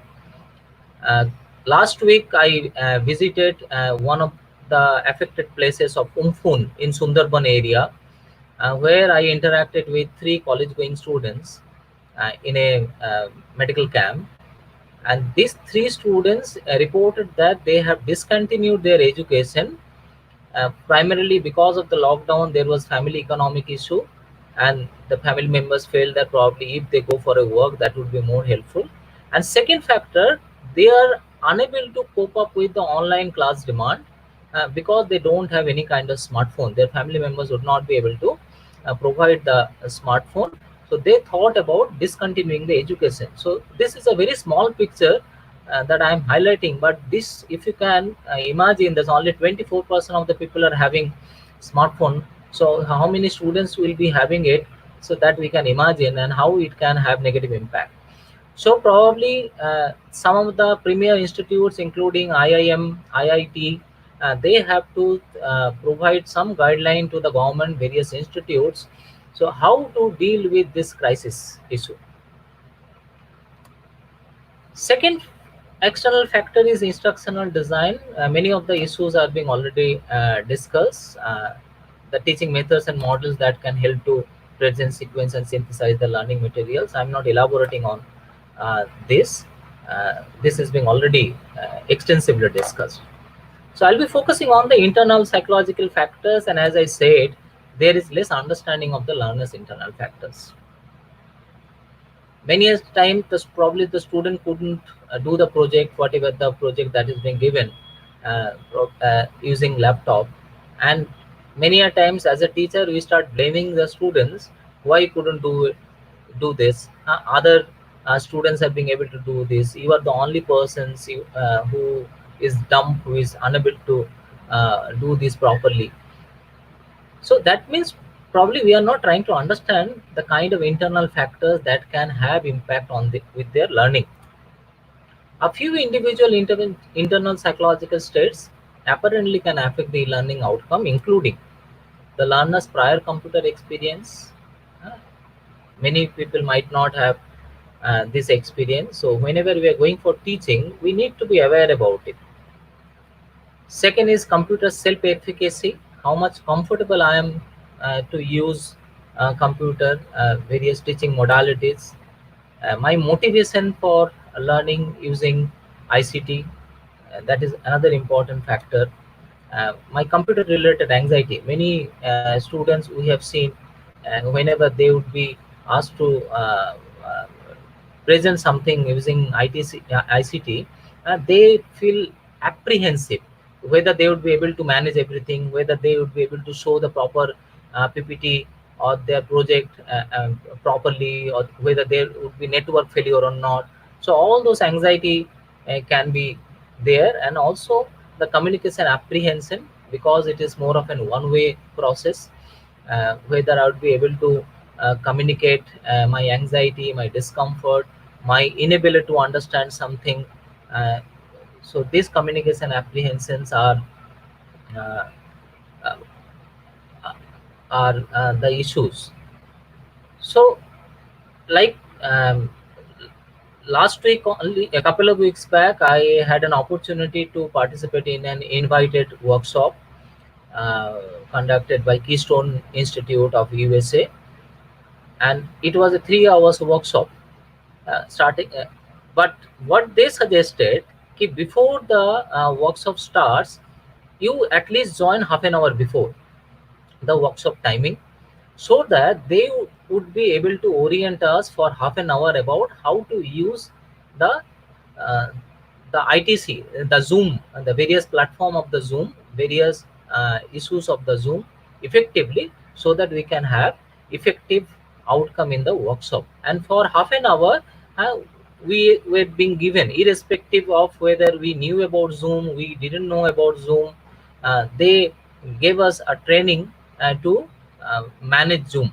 So we have seen that many of the parents of some of the disabled children were also present in that workshop, and they had lot of this problem with the prior computer experience, computer anxiety, computer self efficacy related issues. So after this half an hour workshop, they became comfortable. So whether, when we are planning for some of the teaching modalities, if you can focus on this aspect of the training, probably that can take care of the internal psychological factors of the trainees or the participants. So when without some ICT experience, participants can have lot of anxiety that can interfere with the learning experience. They may not be able to function properly, efficiently, and that can evoke anxiety in the teachers, more anxiety in the participants, disturbance with their self-esteem. And many a times we have seen that they start blaming the ICT as barrier. With ICT, this is the bogus thing. With this, we can't learn. It is having tremendous impact on our brain, on our eyesight. They start focusing on a lot of excuses. And obviously, the low self-esteem can be there. And because of the low self-esteem, their motivation might become low. And once motivation is low, my initiative will be less. Once my self-esteem and both motivation are low, there is a high possibility that I might develop depression.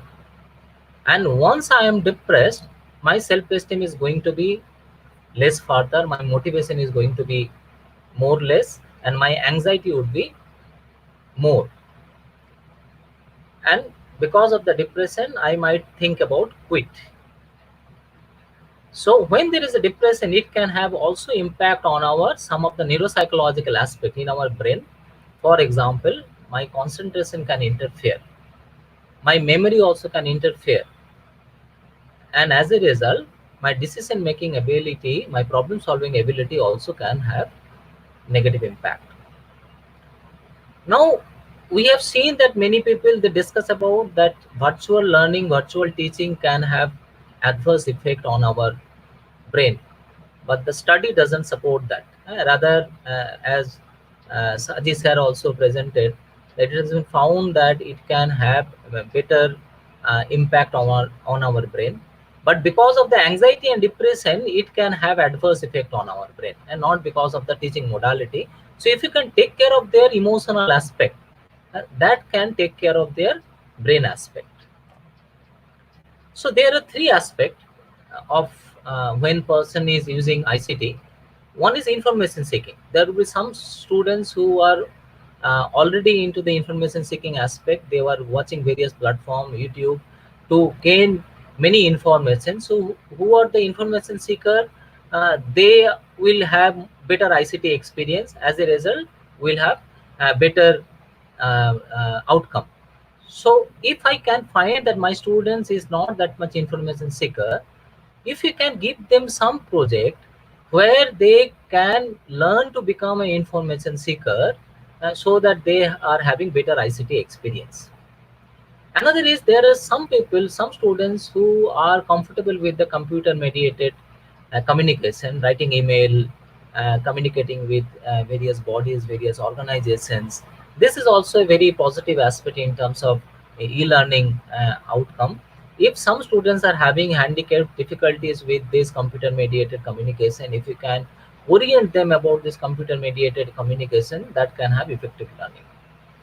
Third is the online socialization. We are using a lot of online platform, WhatsApp, Instagram, Facebook, for online socialization, video chat. But all students might not be that much comfortable with the online socialization. And when they are not comfortable with the online socialization, there will be minimum possibility they will ask about if they are finding any difficulty when something is being taught, some material is being discussed.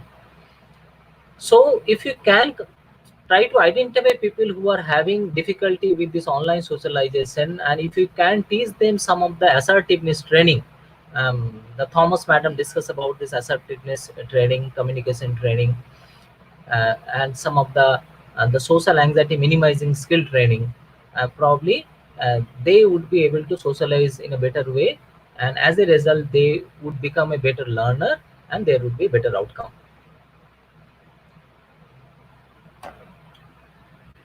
There is another aspect, as I said, information processing or the learning style. There are many models of the learning style. This is one of the simplest learning style we discuss about. Some students are more visual. So whenever some visual information is given, something is being shown, something they read, they learn better. There are some students who are more into the auditory. When they hear something, listen something, they learn better. And third one is the kinesthetic. That means when they do something, they learn better.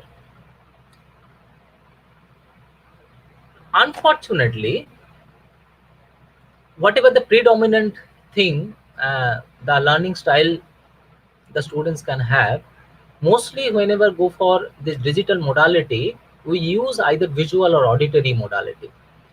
But research suggests the more number of people are from the kinesthetic modality, means activity based, when they do something.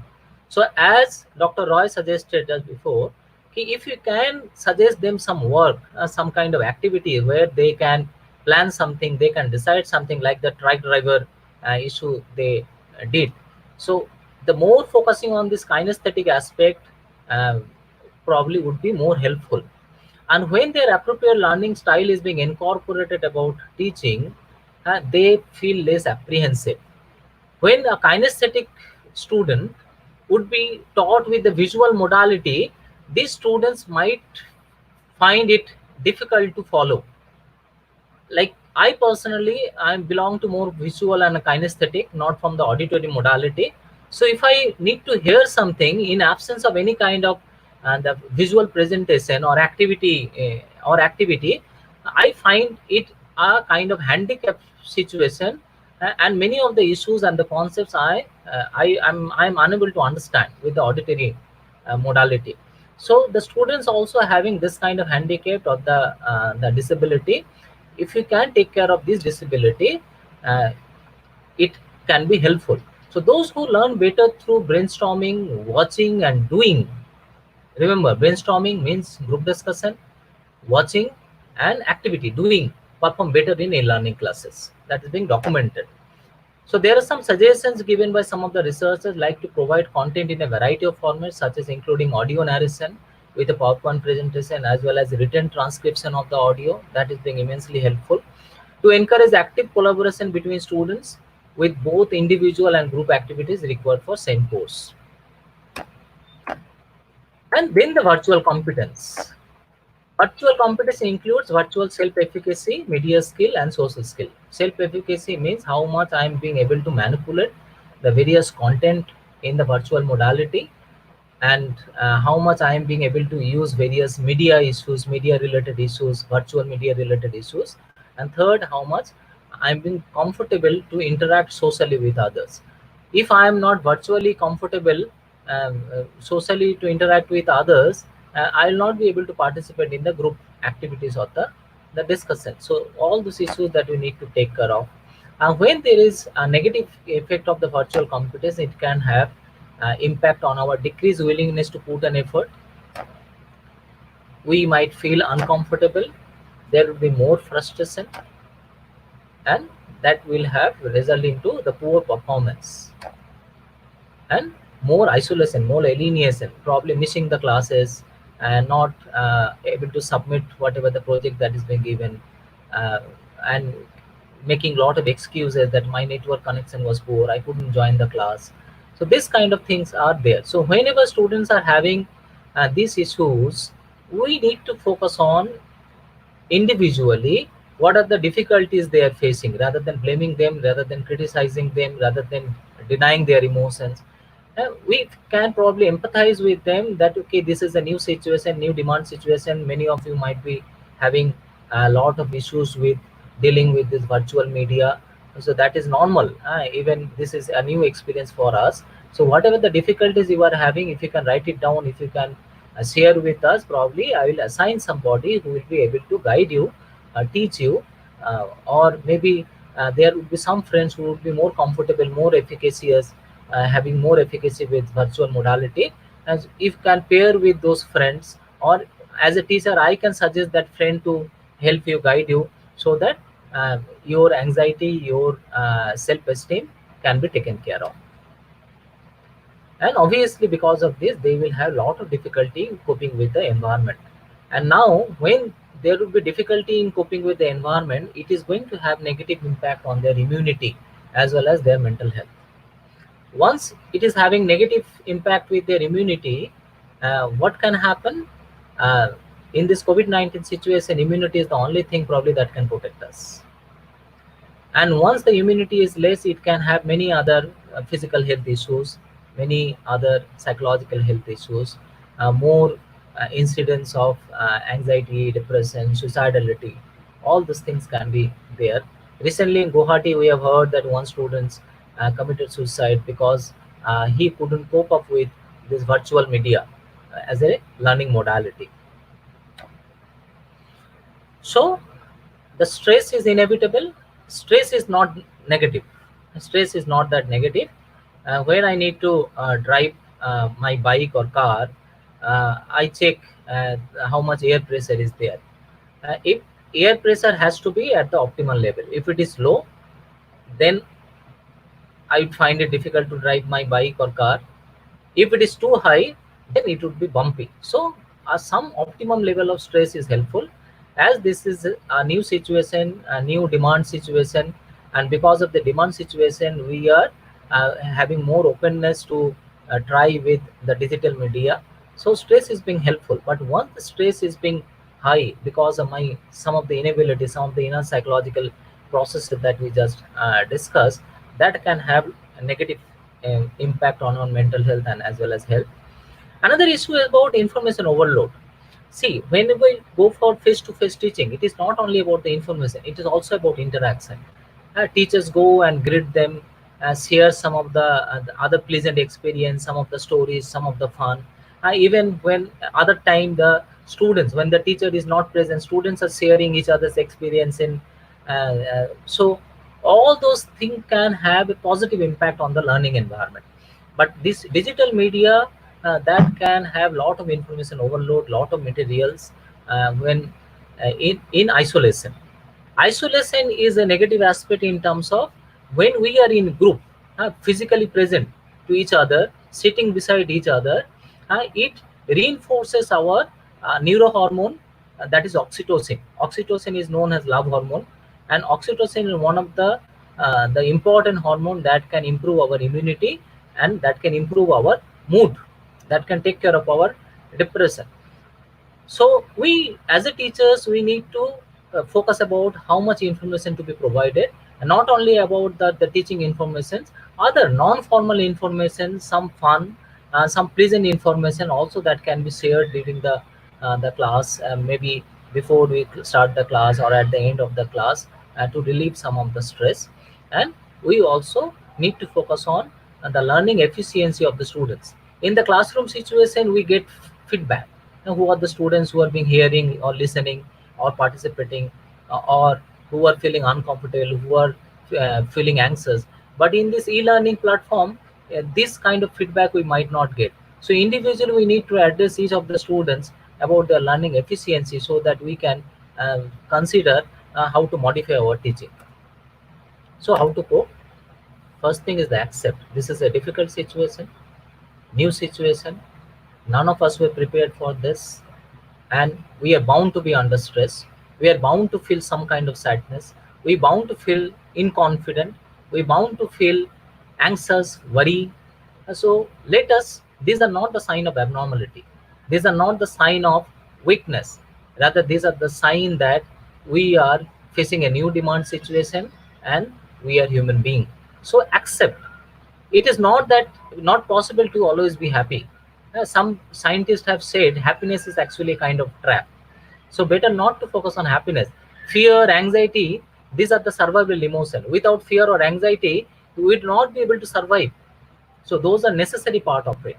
So if you are facing fear, if you are feeling anxious, don't be apprehensive about fear or anxiety. Rather, you can tell to yourself, I'm feeling fearful or anxious because of the new demand situation. So it is telling me to learn something new. So let me focus on what are the solutions, what are the things I can focus on. Self-compassion. If my friend is unable to do something, is feeling apprehensive, feeling sad, anxious, worrying a lot, crying a lot, feeling nervous, what I'm going to do with it? Probably I will keep my hand on the back. I will show my care, my concern, my sympathy. I'll try to encourage that particular friend. Am I doing the same thing with myself? When I'm unable to do something, am I telling to myself, okay, I'm unable to do this particular thing, whatever the reason might be, but this can happen. But let me love myself, let me hug myself. Can I forgive myself? Sometimes we teachers also keep some standard, set some standard. Even we as a student, sometimes they keep a particular standard, and there is a high possibility because of the newness of the situation, they might not be able to reach to that particular standard. But can they forgive themselves for their inability to reach to their standard, and can they appreciate themselves whatever the things they could achieve? Third is initiative taking. Now, who is going to guide me? Who is going to teach me? Who is going to provide me? Rather than waiting for that, if I take the initiative, if I ask, it might be very much silly question. I can remember during my MPhil times at Central Institute of Psychiatry, during our the seminar and the case conferences, I used to ask a lot of questions. And many of my classmates, they used to tell, "Yeah, why are you asking those many questions?" I used to tell, "No, I didn't know about, I didn't know the answer. Are you aware about the answer?" "No, no, we also don't know the answer." So until we ask about it, for some people it might look silly, but I don't know. Until I ask about those questions, how I'll clarify my doubt. So you take the initiative. Third is solution focus. Many of us focus on the problem, why this is happening, why this is not happening, how long this is going to continue, whether vaccine is going to come, whether the face-to-face teaching will ever start. Tomorrow we don't know. Even I don't know whether after 10 minutes I'll be leaving. I might have a sudden cardiac arrest after 10 minutes. So focusing on this problem may not be helpful. So what are the probable solutions? What are the things I can do with all the handicap, all the limitations that can I have? And like this truck driver example again. So with this current situation, what are the probable solutions that can be incorporated so that this difficult situation can be managed? So think about the solution, not about the problem. Once we focus on the solution, our problem becomes blur. But once we focus on the problem, we don't see any solution. More peer interaction, that is being helpful. As I said, these involves a lot of secretion of oxytocin that can elevate our mood, can take care of our anxiety, and can take care of our immunity. Not only that, we learn so many things through the peer members. Many a times it might be difficult to interact with teachers, but peer support can be an effective thing even for the external source. Yeah, for example, in the Sundarban area where we are working, we suggested in your village, how many of the students are having smartphone? Okay, they reported out there were around 11 or 12 students. So 3 students had smartphone. So whether whatever the classes are there, whether you can divide yourself to sit with these 3 students, maintaining a proper physical distancing, whether that can be helpful with this process. Learning to assert and ventilate when I'm unable to do it. Let us know. Who will understand that is not possible? If I don't convey my anxiety, my sadness, my difficulties, my worries, nobody is going to understand. Nothing is written in my face or head. Only if I convey, if I can communicate with whom I am comfortable with. If I'm not comfortable with anybody in the family members, maybe with friend. If I'm not comfortable with friend, maybe with teachers. If not with the teachers, maybe with the college or school counselor. If not comfortable with them, there are many helpline center. There I can make a phone call and talk about my issues. And assessing back, there are many online questionnaire about whether what is my learning style, my visual, auditory, or kinesthetic. And if you can assess, and even teachers can also assess each student's learning style. Accordingly, they will get a feedback. They will have an understanding what kind of teaching material, course material they have to prepare for this particular class. So that can be of immense help. And there are many relaxation exercise that can help us to minimize our stress, to take care of our anxiety. One common relaxation exercise is slow deep breathing exercise, where I have to inhale slowly as if I am smelling my favorite flower. And for 5 seconds I have to inhale, and then after holding it for 2 to 3 seconds, then I have to allow the air to go out. I don't need to force the air to go. I need to allow, like if there is a hole in the balloon, the way the air goes out, in the same way let the air go out of my lungs. And after the release of the air, let the body be bit relaxed for 1 to 10 seconds, then again inhale. This is the slow deep breathing exercise. During the deep breathing, our chest will not expand, our abdomen, our belly will expand. If the chest is expanding, probably that is not the proper deep breathing exercise. So slow deep breathing, where muscle tension would be minimum.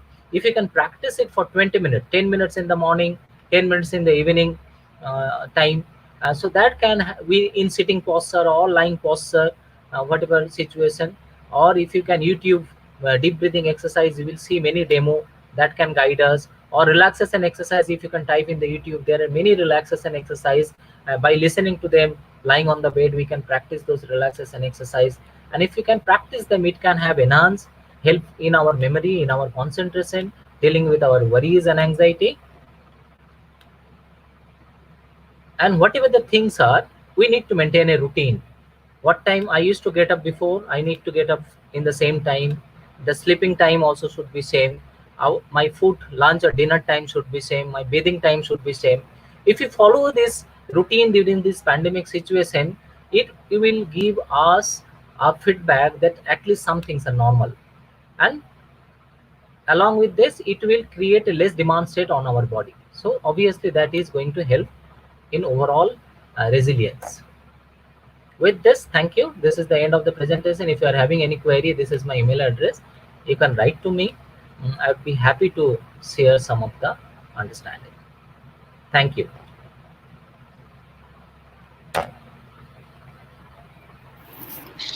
Thank you so much, sir. Definitely, e-learning is a mixed bag with both good and bad impact on students and learners. But as educators, we need to find solution to this situation and balance it at both professional and private life, we can say. There was one question, sir. One of the participant has asked this question. What is the remedy for all the drawbacks that you have spoken about of online teaching and learning? That is what they're asking. One of the participant has asked this question. What is Yeah. the remedy if you're talking about drawback of online teaching and learning? What is the remedy to do this? How we can? I talked about the remedies only. Thank you. We Okay. need to focus on the internal psychological processes that can have interference. And so by focusing on the internal psychological processes, probably would be take care of the things. And finally, I give a presentation how to cope up with these things. If you can focus on some of this, and there are many online courses available. YouTube is a big source. If you can type whatever the queries or the doubt, as I said, how to create a poll, I learned yesterday through YouTube. So there are many issues. We are also learning new things. If you can try to incorporate these issues, even like I'm for the third time I'm doing a webinar with StreamYard. But in the previous presentations, it was more of a Facebook live presentation where there was no PPT presentation or no sharing, only discussion based on question answer session. So I was not much aware about whether screen share is possible or not. So yesterday I asked Debjani madam whether screen sharing would be there or not. So whenever I'm having doubts, some apprehension, better to communicate rather than allowing my anxiety to increase.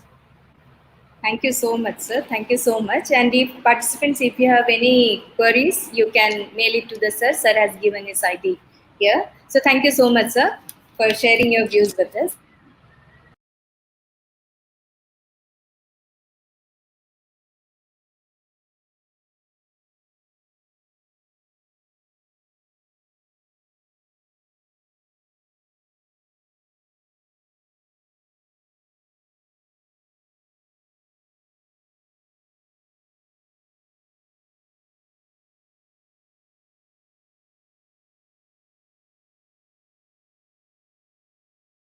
An institution focuses on quality enhancement in every aspect of teaching and learning.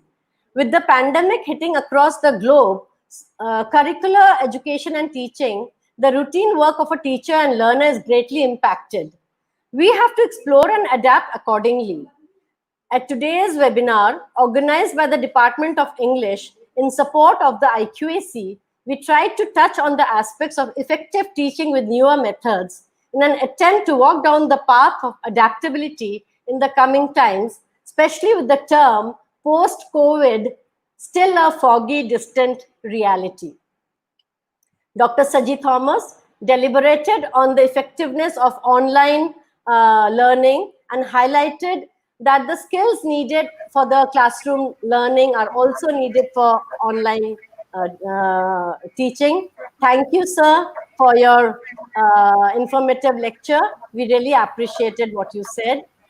Professor Devjit Roy gave a wonderful explanation on case-based technology, case-based teaching pedagogy in digital world.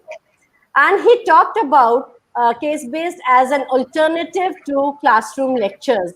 Definitely, it is very, very relevant in today's scene of employability. And somehow this pedagogy reminded me of the projective techniques that we use in psychology to find out the personality or assess the personality of a person.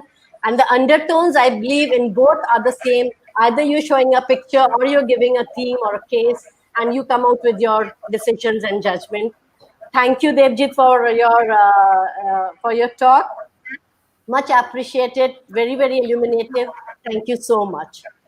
Dr. Prasanta Roy exposed us to the ground reality that forced us to think of all the goodness along with the perils of digital learning. We have to cope up, and coping up is what I would say the definition of intelligence as it goes, right?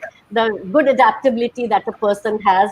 And since this is the demand of today's I would say situation, the life. As I said, post-COVID is still a foggy distance term. We have to adjust. So coping mechanisms also has to be side by side with the digital learning that we are talking about today. Thank you so much, Prasanta Roy ji. And it was definitely a very, very good session that we had with you.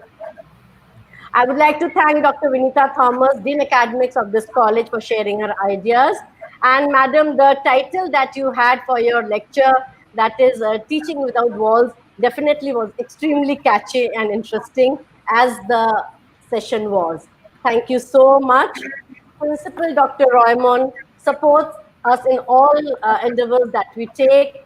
And because of his support, we think on a broader term that we want to learn ourselves and then give it to our students. Thank you, sir, for your support in organizing this webinar. I thank Dr. Shaini Mendon's Head Department of English, and the other faculty of the department, Dr. Sujata Kole and Madam Susan Ebison, for wonderful execution of the program. And since it is associated with the internal quality assurance cell and me, the coordinator of the IQAC, I thank all of you for the efforts that you have taken on behalf of this college, your department, and the IQAC. The sessions were extremely educative and great value added to our learning. All my colleagues for attending this webinar, faculty from various colleges, research scholars from various colleges, thank you so much for being with us and staying with us throughout. Thank you, one and all. Namaskar.